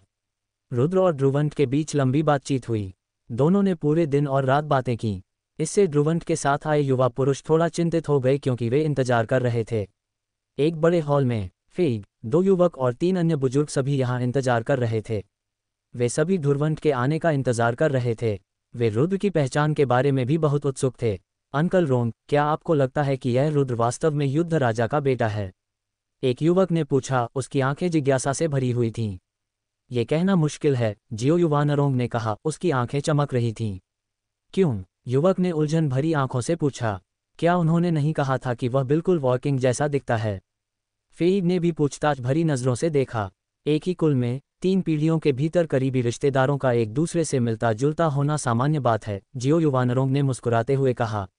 ये सुनकर बाकी लोगों की आंखें घूम गईं। क्या ये संयोग हो सकता है? इस बारे में रुद्र, बेहतर होगा कि आप ये बात किसी को न बताएं, हॉल में बैठे एक अन्य वृद्ध व्यक्ति ने गहरी आवाज में कहा। क्यों? सभी युवक संदिग्ध लग रहे थे। वास्तव में इस बच्चे के बारे में बात मत फैलाओ। इस समय ध्रुवंत ने हॉल में कदम रखा। छठे चाचा, छठे दादा। हॉल में मौजूद सभी लोग तुरंत खड़े हो गए। ध्रुवंत हॉल में चली गई और चारों ओर सब पर नजर डाली। छठे अंकल, आपने इस रुद्र से इतने लंबे समय तक बात की है, क्या आपने उसकी पहचान की पुष्टि की है? फेइग की आंखें चमक उठीं और उसने उत्सुकता से पूछा। आसपास खड़े सभी लोग जिज्ञासा भरी निगाहों से देखने लगे। इसकी पुष्टि हो गई है, ध्रुवंत ने कठोर चेहरा बनाते हुए कहा। पक्का हो गया? ये सुनकर युवकों की आंखें जिज्ञासा से भर आईं। किसने सोचा था कि वह युद्ध राजा का बेटा होगा? युद्ध राजा, ये शाह कबीला में एक प्रमुख व्यक्ति था। यद्यपि युद्ध राजा कई वर्षों से अनुपस्थित था, फिर भी उसके बारे में चर्चा होती थी। इसलिए ये युवा पीढ़ी उनकी बहुत प्रशंसा करती थी। अब जब ये पुष्टि हो गई कि रुद्र युद्ध राजा का पुत्र है, तो वे इस युवक के बारे में और भी अधिक उत्सुक हो गए। रुद्र के बारे में आगे से उसके बारे में कम पूछना और उससे भी ज्यादा इस बारे में बात मत फैलाना। ध्रुवंत की आंखें चाकुओं जैसी तेज हॉल में मौजूद सभी लोगों, खासकर युवा पीढ़ी पर चमक उठीं। उनके स्वर में निर्विवाद अधिकार था। क्यों? एक युवक ने थोड़ा भौहें चढ़ाते हुए पूछा। क्या तुम्हें नहीं पता कि युद्ध राजा महान कुलों के बीच एक वर्जित विषय बन गया है? ध्रुवंत ने कुछ नहीं कहा, लेकिन उसके बगल में बैठे जियाओ युवानरोंग ने आंखें चमकाते हुए बीच में कहा, अगर लोगों को पता चल गया कि उसका बेटा प्रकट हुआ है, तो शायद हलचल मच जाएगी। हल्ला मचाने के लिए युवा पीढ़ी हैरान दिख रही थी। उस समय युद्ध राजा का खून बह रहा था। उसने स्वर्गीय क्षेत्र छोड़ दिया और अंततः उसे प्राचीन निषिद्ध भूमि में जाने के लिए मजबूर किया गया। हालांकि किंवदंती कहती है कि वह स्वयं प्राचीन निषिद्ध भूमि में प्रवेश कर गया था, ये कुछ हद तक उन गुटों से संबंधित था। अगर उन लोगों को पता चलता कि युद्ध राजा का पुत्र स्वर्गीय क्षेत्र में प्रकट हुआ है, तो वे शायद जड़ें काट देना चाहते। ध्रुवंत खुद को रोक नहीं सकी और धीरे से आहें भरने लगी। उस समय की घटनाएं। जियाओ फैंग ने भौहें चढ़ाईं और कहा, मुझे याद है कि बचपन में मैंने अपने पिता से यह कहते सुना था कि युद्ध राजा के रक्तपात का कुलपति के वंश से कुछ संबंध प्रतीत होता है।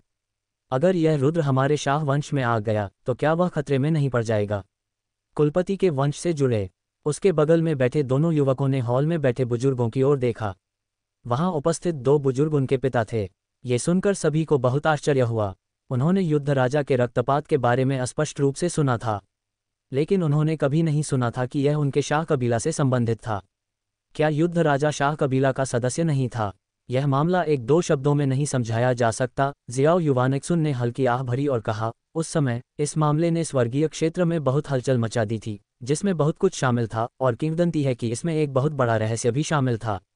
इसलिए विभिन्न कुलों ने आदेश दिया कि इस मामले पर चर्चा न की जाए, और इस प्रकार युद्ध राजा लगभग एक वर्जित विषय बन गया।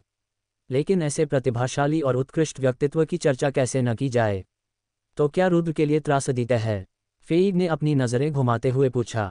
उसके मन में रुद्र के लिए भी कुछ अच्छी भावनाएं थीं। सबसे पहले रुद्र वफादार और धर्मी था, जो संप्रदाय के सदस्यों के लिए खुद को खतरे में डालने को तैयार था।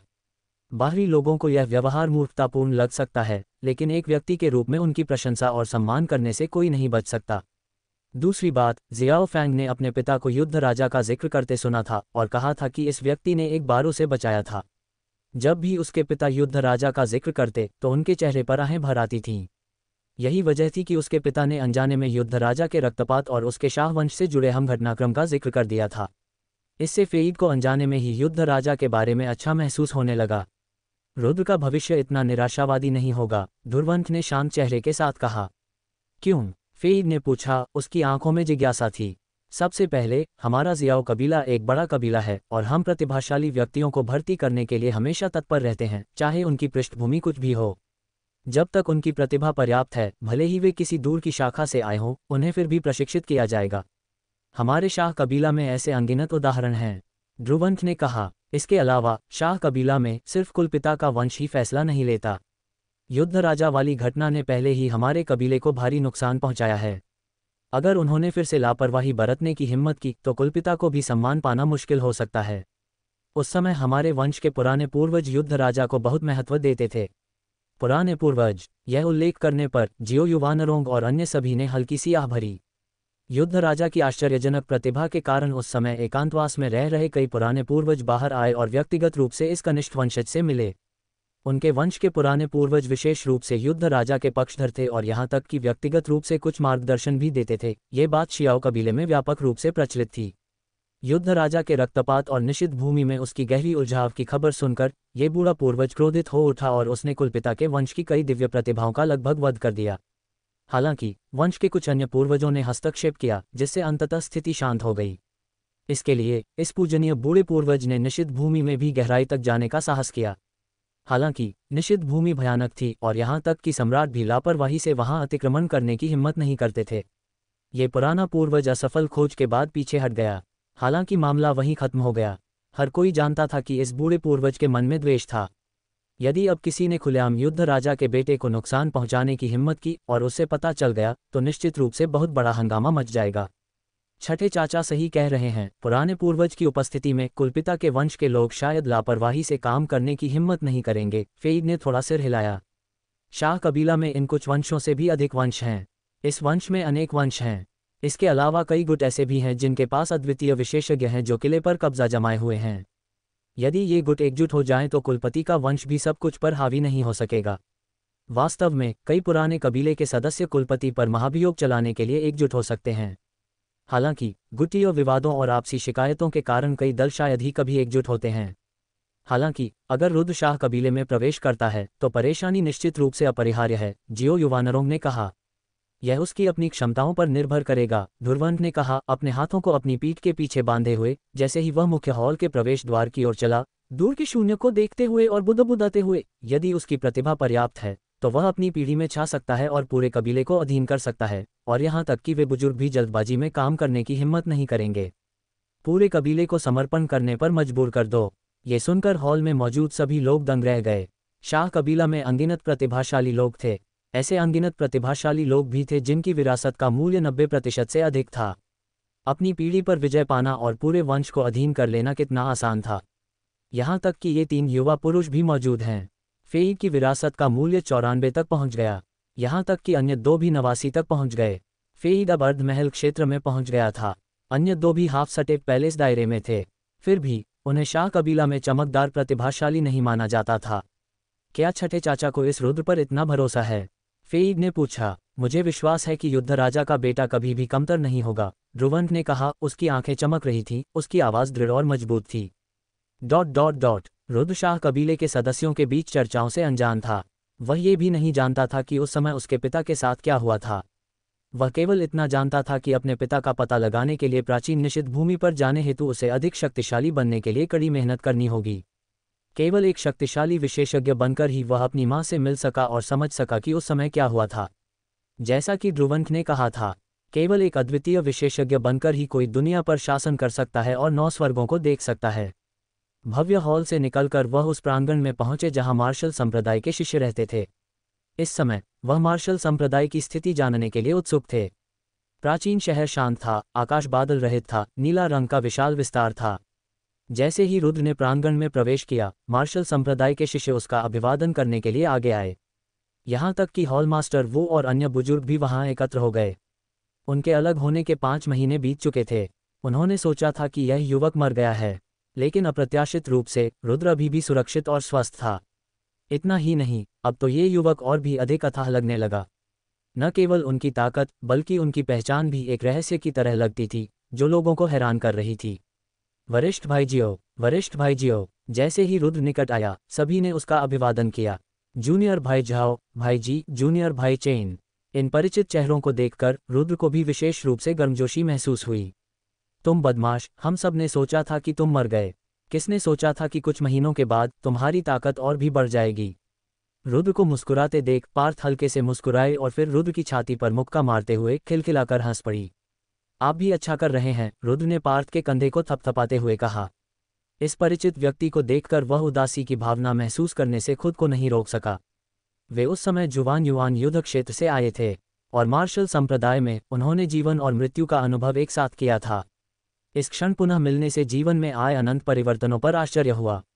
वरिष्ठ भाई जियाओ, आपकी आभा गहन है और आपका क्षेत्र नवजात आत्मा की चौथी परत से ऊपर पहुंच गया है, फिर भी आपकी आभा चौथी परत के शिखर पर भी है।